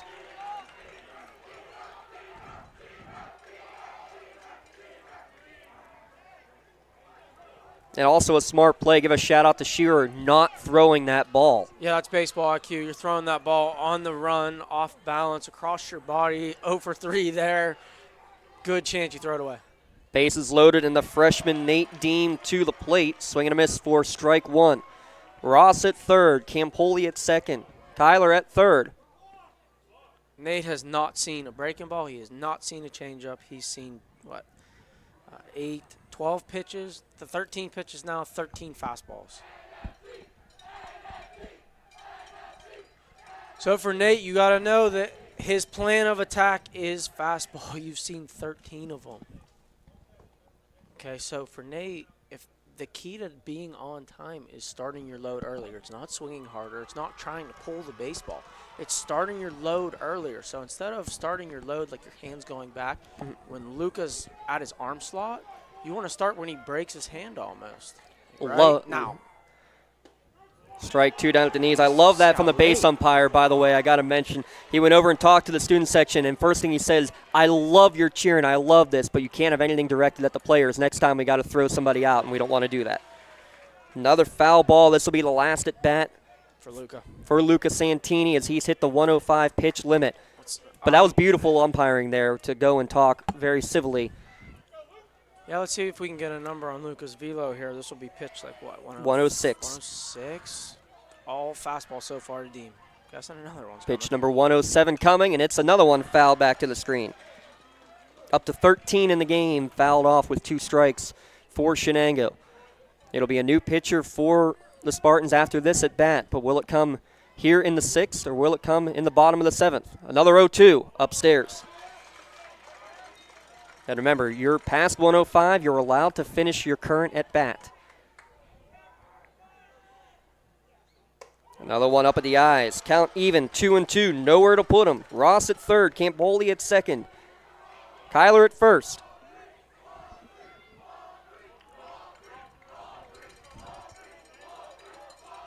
Two balls, 2 strikes, 2 down. Swing and a miss, strike 3. Carlson hangs on. The 9th strikeout of the game for Luca Santini. Good morning, good afternoon, and good night with a fastball. 80-plus miles an hour on pitch number 110 of the evening. Leaves the bags full of Wildcats. We've played 6. It's still 2-0 Laurel back on the Lawrence County SportsNet, powered by LCAP. Business communication must be agile, efficient, and fast. Toshiba is the company that helps you manage it all, from paper to digital to screen and back again. With smarter printing, you are unleashed. The office is wherever you are, and Toshiba makes it seamless to print whatever, wherever, and whenever. Our mobile printing applications allow you to print or scan to both Toshiba and third-party MFPs right from your mobile device. Toshiba, empowering the art of business. Congratulations to our April LCAP Team of the Month. The Lawrence County SportsNet is proud to honor Laurel Girls Track and Field as April's LCAP Team of the Month after winning their first section title in 40 years and qualifying for the WPIAL Championships. Congratulations to Coach Heather McKissick and the Laurel Track and Field team, your April LCAP Team of the Month. Here at Shenango, the teachers and staff love their Wildcats. In the classroom, or wearing the blue and gold, we have their back, and we wish the Cats the best this season. This video is brought to you by the Shenango Area Education Association. Top of the 7th inning, 2-0 in favor of Laurel. Trying to extend that lead with 9-1-2 hitters due up, Faulkner, McCrell, and McBride. Here for the Spartans. First pitch. Take. Yeah. So just saw a little conversation happen between the Spartan coaches probably saying that Joe's at 100 pitches they're going to take till he gets a strike. You can tell by Braden's takes there. Yeah. 1-1 to count. And that's just to try to get to a pitching change, which you know is going to be basically inevitable. That one gets all the way back to the backstop. 2-1 to count. Here's the thing here. You're taking here, and this is his last at-bat period.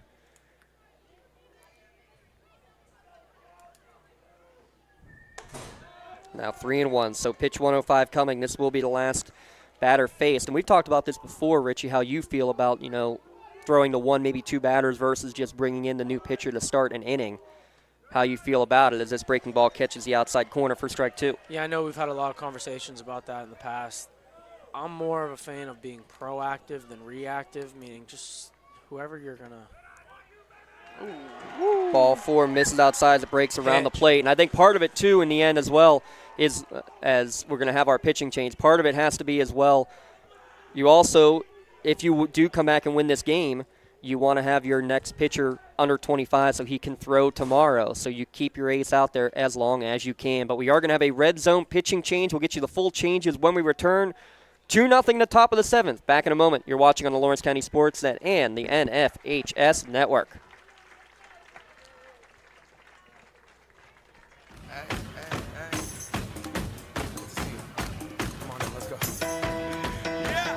Laurel teachers support all of our athletes on and off the field. I love what I do because coming in every day is different. How can you not enjoy these kids coming up and hugging you and giving you these great smiles all throughout the day? You guys ready? Seeing the progress that our kids make every single day is one of the reasons I love coming to school. What should we do? We have fun. LCAP Early Learning Centers is hiring. Help empower young minds in Lawrence County and become a superhero today. Apply at lcap.org.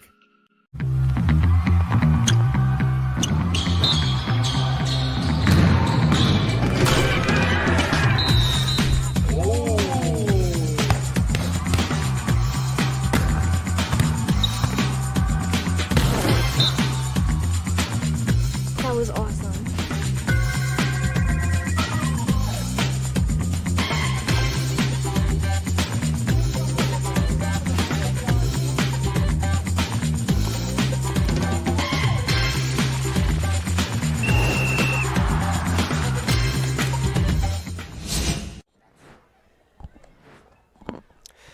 For the Wildcats, these changes now coming into pitch is Trey Ross, moving from shortstop to the mound. The rest of the infield basically shifting over. Halk moves from second to short. Sam Patton moves from first to second, and Joe Campoli, the lefty, will take over at first base. Campoli finishes 6+ innings, gave up 2 unearned runs on 3 hits, 8 strikeouts, and 5 walks, including 1 hit batsman as well. If there's anything you can maybe be critical above, it's a couple too many free passes in the end for Shenango. But now you got Trey Ross coming in, the junior. Yeah, a guy with a lot of experience this year. 27 innings pitched, 62% strikes. I mean, they're throwing him and Tyler Hauker, their numbers, I don't even want to call them 2 and 3. They're both really like their number 2s or even number 1, the way Tyler Hauck has thrown sometimes this year. I mean, this is a kid with a lot of experience. Just got to get outs here. Like I said earlier in the Mohawk game, got to stop the bleeding. Cannot let this get to 3. Runner goes, and then kind of a save-me bunt, a little bunt run action, and basically McCrell having to foul that one so he doesn't get hit in the head. That's something Coach Burks that I work with talks about a lot. That's the old Bubbaloo trick, bunt and run. Just not a good job by the hitter there, but they'll take it. Yep, Coach Burks, former assistant both at his alma mater and here at Neshannock. Hoops assistant under Coach Kenny Locke as well there at Laurel. Bunting with 2 strikes. How about this one? And it's going to be an executed sacrifice there from Connor McCrell. How about that for confidence there in your leadoff man? Yeah, that's why he's your leadoff guy. You got to trust him. Sometimes you got to take risks. That's just a phenomenal job of getting the bunt down, and B, Coach Burks, trusting your players, trusting your leadoff hitter. You have a leadoff hitter to do things like that. 1 strike, 2 strikes, I don't care how many strikes are. Sometimes you got to make sacrifices. So now J.J. McBride with a runner in scoring position, and now it's going to be at third after that wild pitch. This is the same exact scenario that the Wildcats had earlier. Man on third base, less than 2 outs here for J.J. Just got to get a ball in the air. The infield's going to be up. Ooh, they're even bringing their outfield way up. Yeah, interesting. I mean, this is not the winning run. Yeah, this is playing like 8 outs.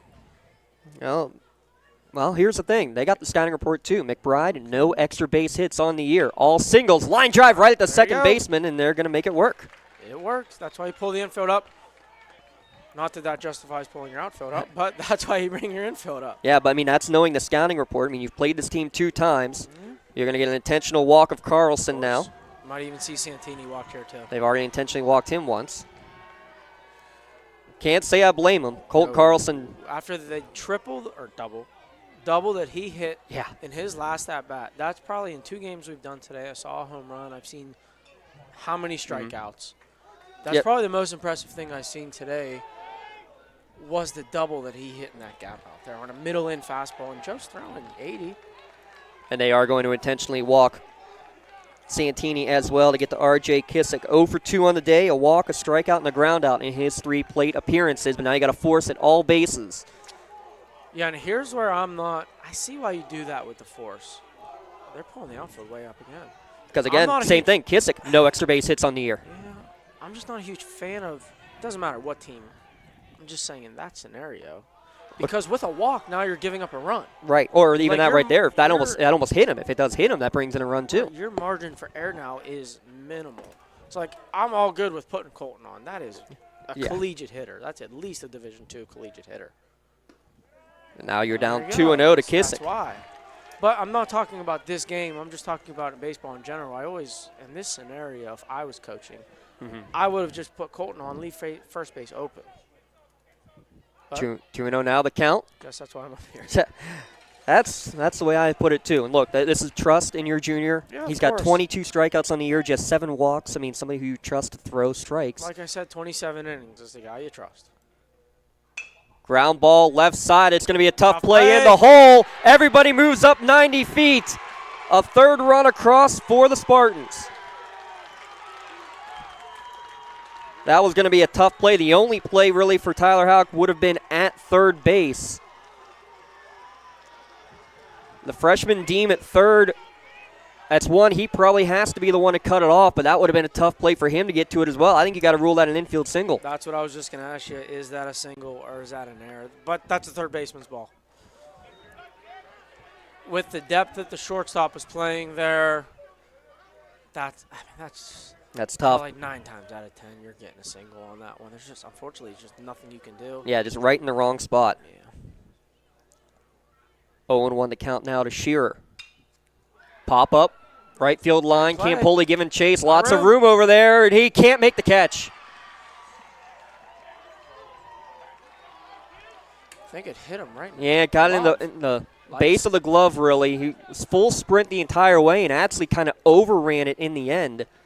Yeah, incredible effort from Joe there, especially, he's not in the – after throwing the way he did, just unbelievable. Giving up 2 runs, just a tough play for him. I think he might have lost it in the lights. I know it hit him right in the glove, though. 0-2 now for Trey. Above the hands, below the knees, white line to white line. And a little flare to right field. That's going to bring in a couple of runs. A crooked number on the board for the Spartans. 3 in the top of the 7th inning. Laurel leads 5-0.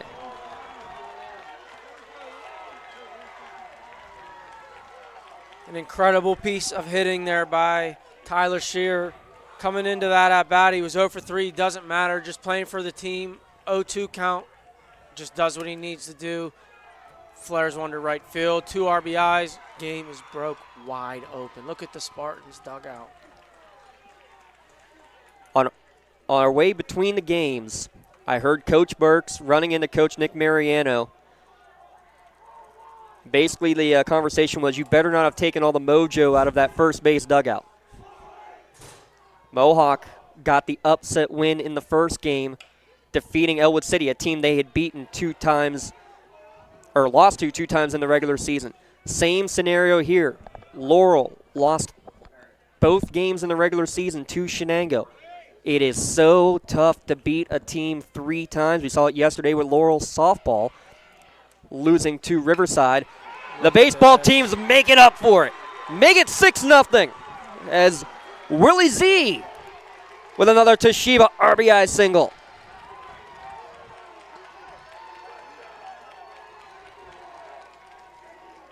Yeah, and if we go back to start this inning, it all starts with Braden Faulkner, your 9-hitter. It doesn't matter where you bat in the order. Drawing that leadoff walk, getting the starting pitcher, Joe Campoli, out of the game. Then we get to the bullpen. What's Connor do? He lays down a bunt with 2 strikes. A lot of coaches, a lot of teams would not have bunted in that scenario. Coach Burks, one of the best coaches around, trusts his leadoff hitter to get it down. And just an incredible start to the inning. So really all they did to start was a walk, 2-strike bunt. JJ, I miss JJ. What did we get JJ doing again?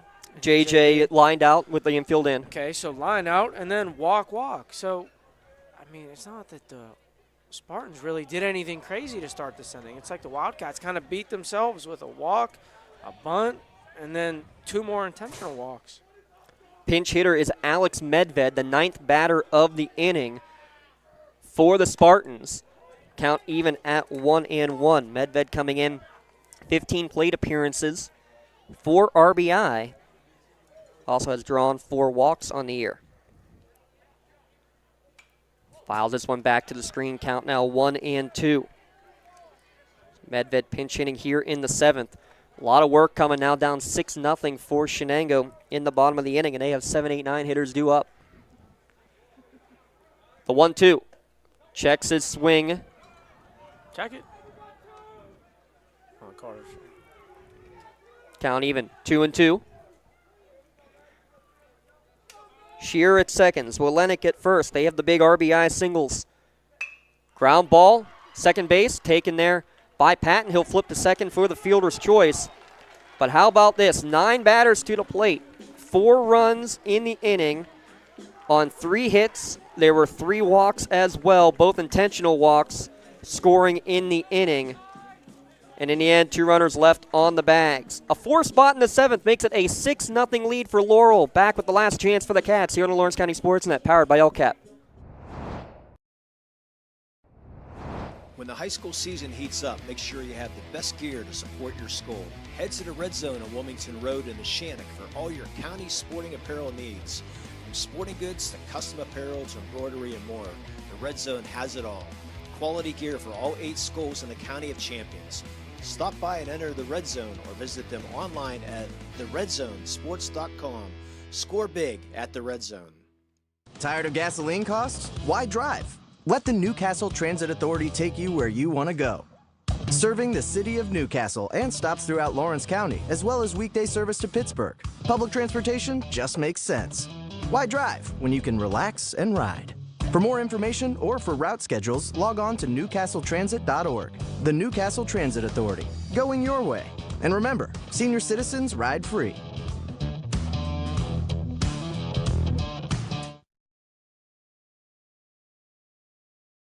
I love what I do because coming in every day is different. How can you not enjoy these kids coming up and hugging you and giving you these great smiles all throughout the day? You guys ready? Seeing the progress that our kids make every single day is one of the reasons I love coming to school.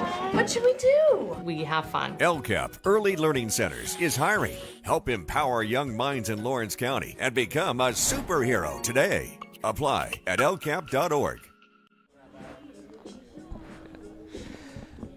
Last chance for Shenango. They trail Laurel 6-0. Changes out there on the field. New pitcher is Connor McCrell in for Lucas Santini. They just straight flop. Santini will go to shortstop. McCrell will go to the pitcher's mound.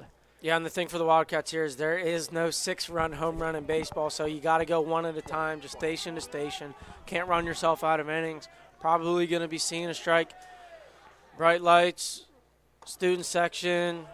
Never know what you're going to get from Connor. McCrell with a 1-1 record, a couple of saves on the year, a good pitch to contact guy. 20 innings pitched, 11 Ks, 11 walks. 1-1 to count to Farilla. It's Farilla, Fry, and Hauk due up. And again, you can't get 6 runs with one swing of the bat. You just got to find a way to get base runners. One at a time. Another one late on the fastball and fouled out of play. Santini, 6 innings pitched. 2 hits. 2 hits, 9 Ks, 3 walks in scoreless baseball. Late swing there, swing and a miss for strike 3. Late throw down to first as Carlson thought he had made the catch, but it did hit the pebbles. He completes the strikeout for the first one in relief and a big first out of the inning. Yeah, really good job from Colton there. Set a lane. Thought he caught it or even, I don't know if he caught it or not. I don't think he caught it cleanly. I think he may have held on to it, but I don't think he caught it cleanly. Right, but the main thing there is a set of lane, meaning a step inside like of play there, almost into the green on the turf here that you see. So RJ doesn't have to reach across that base runner. If you hit the base runner, the ball is live. Yeah. Obviously, he's going to be safe then. Even if you did catch, make sure of it. Just take care of business. I mean, it's the little things like that that are going to win the games. 2-0 to count here to Fry, a strikeout and a groundout in his 2 plate appearances. Coming up after the game, we'll announce our Maley Chiropractic play of the game, as well as your MVP Insurance MVP. 2-1 to count to Fry. An RBI groundout for the only run scored in the opening round game. And now a 2-2 count against the sophomore DH. The 2-2 misses up and away. Count runs full. You already had one upset here at Kirkwood Field. Had an upset in the 1-8 game. Called strike 3 here, and Laurel's now 1 out away from another upset.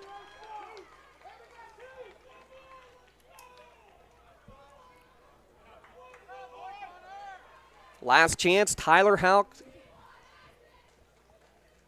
Penn State Shenango commit, trying to keep his senior season alive at the plate. Ground ball up the middle, taken by Santini, right at the second base bag. On the first, Laurel gets the one that matters most.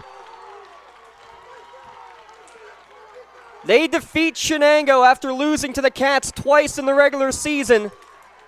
Magic at Mike Kirkwood Field, Spartans 6, Shenango 0. The 12-seed Laurel Spartans advance to the WPIAL semifinals, and they'll take on another section opponent in the Freedom Bulldogs tomorrow.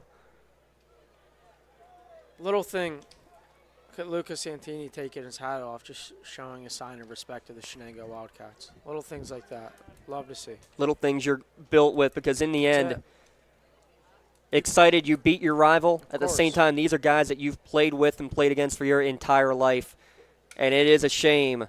Yeah, at the end of the day, they're all friends. Yeah. Someone's got to win, someone's got to lose, but it's little things like that. I mean, yeah, look at these interactions you have right here in the middle of the field after the fact. Just, showing the love to your brother out there, even though he's wearing a different color on his uniform. It's a shame that we had to see 2 teams from this absolutely stellar section have to lose today. Top seed in the tournament, Neshannock falls to Freedom. The 4-seed Shenango ousted by the Spartans. We'll recap it all when we return on the Tri-County Principals postgame show here on the Lawrence County SportsNet, powered by LCAP. I love what I do because coming in every day is different. How can you not enjoy these? Mike's taking me. Okay, well, you have a doctor's appointment tomorrow, right? I can take you to that. No, I got it covered too. Mike's taking me. Mike? Yes, Mike's my ex driver. Picks me up right at my door and even helps carry my groceries. It's so convenient to schedule and ride with Axe. Wish I would have called him sooner. Okay, Mom. Sounds like you got it covered. I have an apple pie ready to eat. How about you help me with that? For 20 years, Melee Chiropractic has treated athletes of all ages to help them get safely back to the top of their game. Melee Chiropractic has 3 full-time doctors in their office, and all 3 are former area athletes who have had to battle injuries throughout their careers. They want to help you get safely back on your feet. But more importantly, help stop the injuries before they happen. Prehab before you rehab. Attention all high school student athletes. During your sports season, a $30 visit to the Melee Chiropractic office includes an adjustment and/or all therapy is necessary. From the athletes of tomorrow to the weekend warriors and everything in between. Let Melee Chiropractic keep you in the game. When it comes to shopping for insurance, there are thousands of options out there. MVP Insurance proactively shops and compares your policies to find the best coverage and rate. Josh Mathur and David Verratti want to provide you with a level of personalized service that you know that you are the MVP of their agency. They simplify insurance so you can live stress-free. Visit one of their locations in Zingleopole or in New Springfield, Ohio. Call MVP for the win, proud sponsor of the MVP of the game on the Lawrence County SportsNet. Your hip, your knee, your shoulder, whatever has been holding you back, UPMC Orthopedic Care is where you'll find experts to help you get back to a better quality of life. UPMC is pioneering minimally invasive surgeries, and we offer personalized treatment plans and same-day surgery to get you home and moving sooner. It's your ankle, your elbow, your hand, and it's your move. Visit upmc.com/ortho to learn how UPMC can help. Just like going to the doctor, our homes need a checkup too. If your home is not properly weatherized, you could be at risk for symptoms that cause unhealthy ailments and higher utility bills. The Weatherization Assistance Program is the key to reducing utility costs and increasing comfort in your home. Services include an in-home energy audit to inspect your furnace and hot water tank, check for air sealing around windows and doors, and ensure adequate insulation and ventilation. Learn more at lcap.org or call the Department of Healthy Homes to get your checkup today.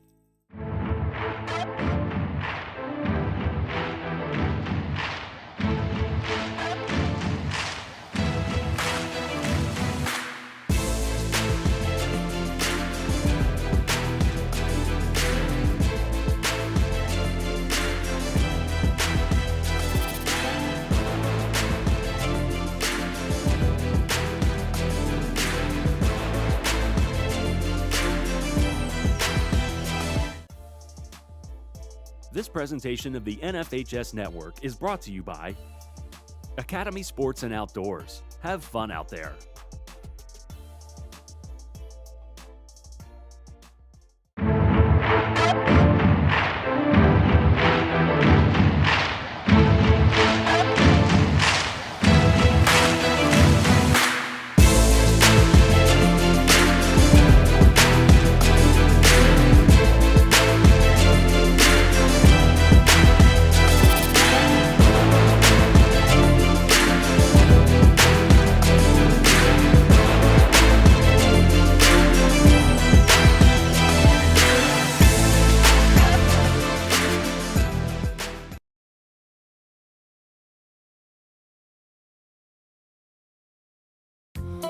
This is Jess. She loves to run. So does Jade. And Jen does too. And while they all love running, at AHN Sports Medicine, we know they each need a little something different to get faster. Our doctors and specialists pinpoint that difference and make a personalized conditioning plan to improve Jen's stride, and Jade's endurance, and Jess's form. Because at AHN Sports Medicine, we see you.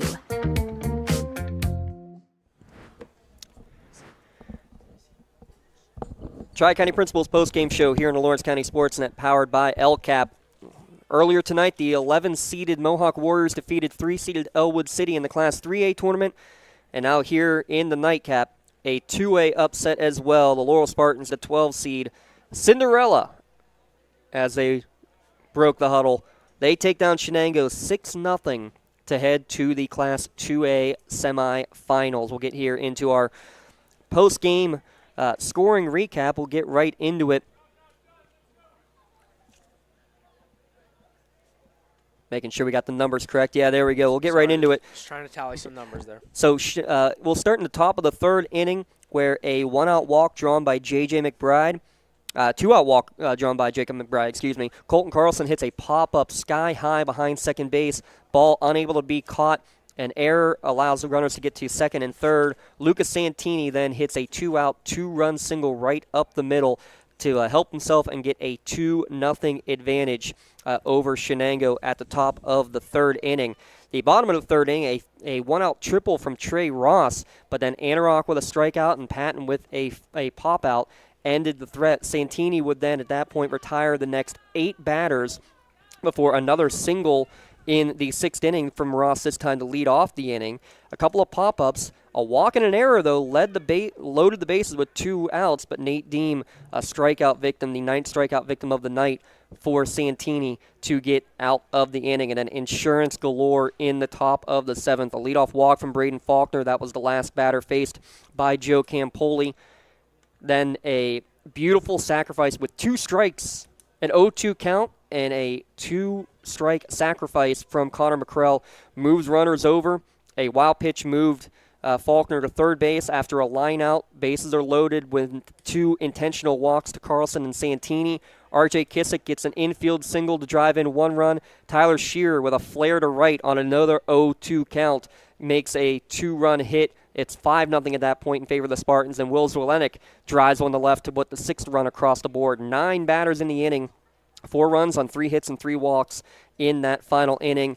And then Connor McCrell comes in, doesn't get credit for a save, not a save situation, but goes 1-2-3 with a pair of strikeouts to end the game. Your final score, Laurel 6 and Shenango nothing. The 12-seeded Spartans, 6 runs on 6 hits. They had 1 error, and they left on the bags. Where did it go? 8 runners on the bags. Shenango had no runs on 2 hits. They also had 1 error. They stranded 6 runners on the base pass. Richie Saragnis, I mean, you love the Cinderella story. You hate that it has to be a county team knocking out another county team, and this section kind of eating themselves apart with the way the brackets were set up. In the end, you had to have somebody win a game, and how amazing and crazy is it that you have both games we had tonight, the team that won both games in the regular season ends up being eliminated in the game that matters the most. Yeah, it's a shame that today had the end of the season for the Elwood Wolverines, Shenango Wildcats, 2 tremendous teams. Yeah. If both of these games happen 10 times, they're probably splitting 5 apiece. Tonight was just Laurel's night. It was just Mohawk's night, simply on the pitching and the limiting of the mistakes. Things like 0-2 hits that I saw so many times today. That just, it cannot happen in baseball. In pitching, you're going to lose in the playoffs when you give up 0-2 hits, little things like that. And then for Laurel, just the pure dominance of number 4, Lucas Santini. 6 innings, 2 hits, 3 walks. Okay, kid walks second batter of the game. After that, he only walks 2 the rest of the game. He walked 1 in the second inning. So from the third inning on, he only walked 1 guy. Then he punched out 9 hitters. About 110 pitches, I think I had him at. I'm going to take a guess and say about 95 of those were fastballs. I don't know. Let's ask him. About how many were fastballs there, Luca? Probably maybe even more than that. Well, what was it that was so effective with your fastball here tonight against these Shenango hitters? I felt like the first time around they couldn't really keep up with it, and I just couldn't locate it. But today, after working with Richie over here, we buckled down for today. And got the job done in the end. Congratulations. How much goes into it? We talked about it in the first game, too, with Elwood and Mohawk. You lost to them twice in the regular season. Doesn't matter at all. This is the only one that matters. How much conversation did you guys as a team have over the weekend leading up to this game about that? I mean, conversation-wise, we knew we should have been here. We believed in ourselves from the very start. Conversation-wise, I don't really know the answer to that one. All right, well, let's talk about something a little easier. Let's talk about you coming to the plate with 2 down. An error extends the inning, and the mentality is always you got to make it hurt, and you certainly did, helping yourself too, getting that 2-run single. Talk us through that at bat. I was trying not to do too much at the plate, and that's all I did. Just snap my hands to it, got the barrel to it, and right past the pitcher. And got it done to give yourself all the help that you needed. Now let's fast forward to the bottom of the 6th inning. A leadoff single, you get 2 outs, but then a walk and an error. Now you're facing with the bases loaded. You're hitting your pitch count limit.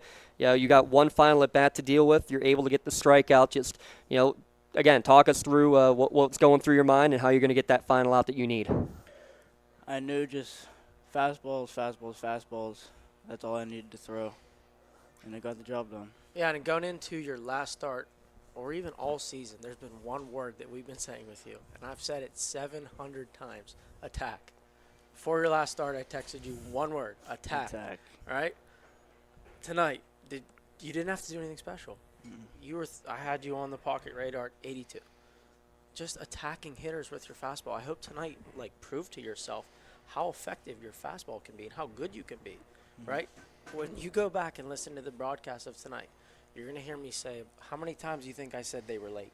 I lost count. I was, no joke, I was keeping count, and I lost count at about the 3rd or 4th inning. It's a testament to you. You should be extremely proud of what you just did to that lineup tonight with, how would you say, 95 fastballs probably? Yeah, and that's a good lineup. That's a very good lineup, especially, 1-4 with Trey Ross. He hit a good triple offense. Yeah, I thought that was out of here. Anarok's a good hitter. Patton's a good hitter. Campoli's a good hitter. Keeler had a good at-bat against you last time. But, again, it was just mano a mano. It was you throwing your fastball past them. But for your next start, hopefully that's going to be in the WPIAL Championship game. Yep. You got to remember that. You can't get away from that and go back to the 6-walk game or 8-walk game that you had earlier this year. Yep. You got to stay 110 pitches and 95 fastballs, and look what you can do, man. Yep. I've been telling you all year it can be done, right? And Proud of you, kid. And look what happens. We're very fun watching it. We want to talk about after the game as well, just the mutual respect between these two teams, obviously wanting to tear each other's head off during the game, but talk about some of the conversations you had with some of the Wildcats there as you were walking off the field. Just telling them to keep their heads up. They're all great baseball players. Just didn't turn out for them today, and that's just baseball. They got us twice. We got to win it counts. You got to win it matters the most, and now have to turn around quickly. You'll be playing against Freedom, a team that obviously you knew very well. I'm sure you'd love a chance to go and try to throw a no-no against them again. But, just talk about what you're going to see in the game against the Bulldogs tomorrow. They pitched their ace today, right? Yeah, I believe so. And yes. We're probably going to have Connor going tomorrow. Yeah. Connor's a solid guy, too. He's a great arm. Should be all right tomorrow. Should be all right. We hope we can get that game in. Thanks for coming and joining us, man. Congratulations, a big win, and we'll be seeing you tomorrow there at Seneca Valley. All right. Thank you, guys. Thank you so much. Lucas Santini, congratulations.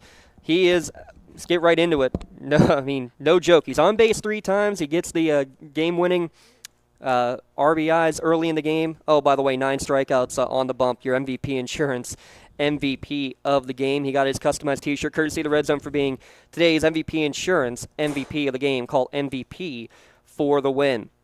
Play of the game, lots of different ways you could go. Obviously, the base hit there, for sure, from Luka is a big one that you could have looked at for a play of the game. We went a bit of a different route here, because what really sparked the big crooked inning at the end was the 2-strike bunt to move runners over. You get runners in scoring position, and all of a sudden, look what happens. They get the 4-run big insurance in the 6th inning. So we're going to give Connor McCrell with the 0-2 bunt sacrifice. And not often does a bunt end up being as your play of the game, but that's where we're going. Your May the Chiropractic play of the game. Congratulations. He just got his customized T-shirt, courtesy of the Red Zone, in honor of being your May the Chiropractic play of the game.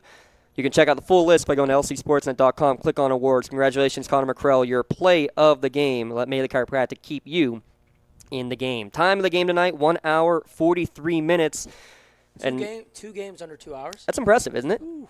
Fun stuff here tonight. Big thanks again to everybody at Neshannock High School, always setting us up well. Richie, I want to give you a chance to talk about both Elwood City and Shenango real quick, about 2 scenarios where, again, unfortunate. You took care of business in the regular season. You just hit a hot team at the wrong time, and now you're going home early. Yeah, that's just the thing. When you get to the playoffs, like Briar Crawford said in the postgame earlier, it simply doesn't matter what seed you are. We had an 11 seed and a 12 seed win games today.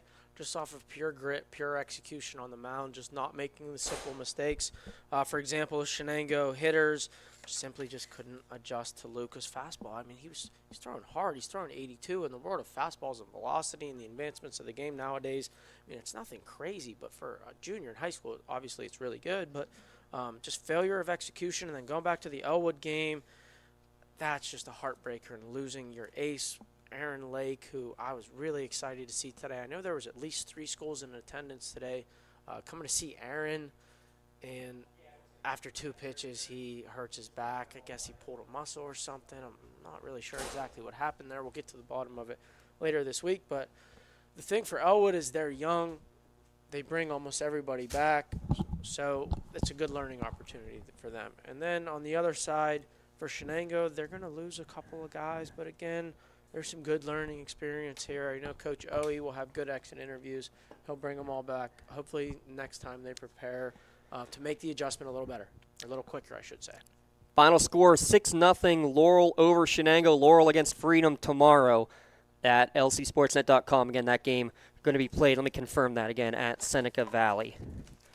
Where'd my bracket go? Want to confirm, because there are 4 games going on tomorrow featuring county teams, including the one right here. Softball, Mohawk against Elwood City is going on right here.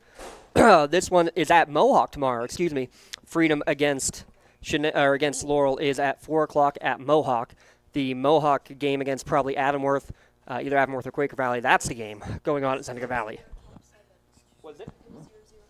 Wow, top of the 7th inning, still scoreless in the Adamworth Quaker Valley game. So, do you have a box score by any chance? Do you know if Sharding was throwing? We will try to pull that up here real quick as I give a couple other quick thanks out there. Of course, Barb Kennard, she's helping stay here as we're going to move stuff over, getting ready for the softball game tomorrow. The other game I did not mention is there are 2 softball games going on at North Allegheny. Neshannock plays against Bentworth at 7, Union taking on Jefferson Morgan at 3 o'clock. Barb Kennard's all over it. Go figure. She's got it all done. And the Riverside game, you're right, is the one in the middle against Chartiers Houston. That's going to be really important for Mohawk, is to see how long this game goes. They want that guy, number 21. If I'm Mohawk, I am praying that he throws more than 25 pitches right now, because they did their best to save him and not throw him today. 0-0 in the 7th inning. As we're watching what's going on here, top of the 7th, and yeah, 2 runners in scoring position with Sharding now pitching. So you're right. If he goes more than 25 pitches, but here's the other thing though too. I mean, Quaker Valley again, another team from this section, very quality section going on. So seeing if Mohawk will get if we play games tomorrow at all is the other question. But we'll have all those updates there on our website and on social media, so stay tuned for that. Again, big thanks, Barb Kennard, Bob Burks, everybody here at Neshannock High School, Leah Verdi and Rob Nattel doing great stuff for us. Richie Saragnese, it's been a fun day up here. I love it when 4 county teams in one day. This is beautiful. Yeah, that was a lot of fun today. Thanks for having me, James. Oh, always. And we'll stay tuned. Again, big games coming tomorrow, and then championships hopefully next week as well. You're catching them all here on the Lawrence County SportsNet, powered by LCAP. One final time, your final score, Laurel 6 and Shenango nothing. Have a great night, everyone.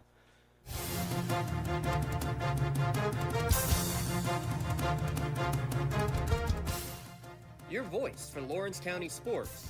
The gold ball headed home to Newcastle. This is the Lawrence County SportsNet.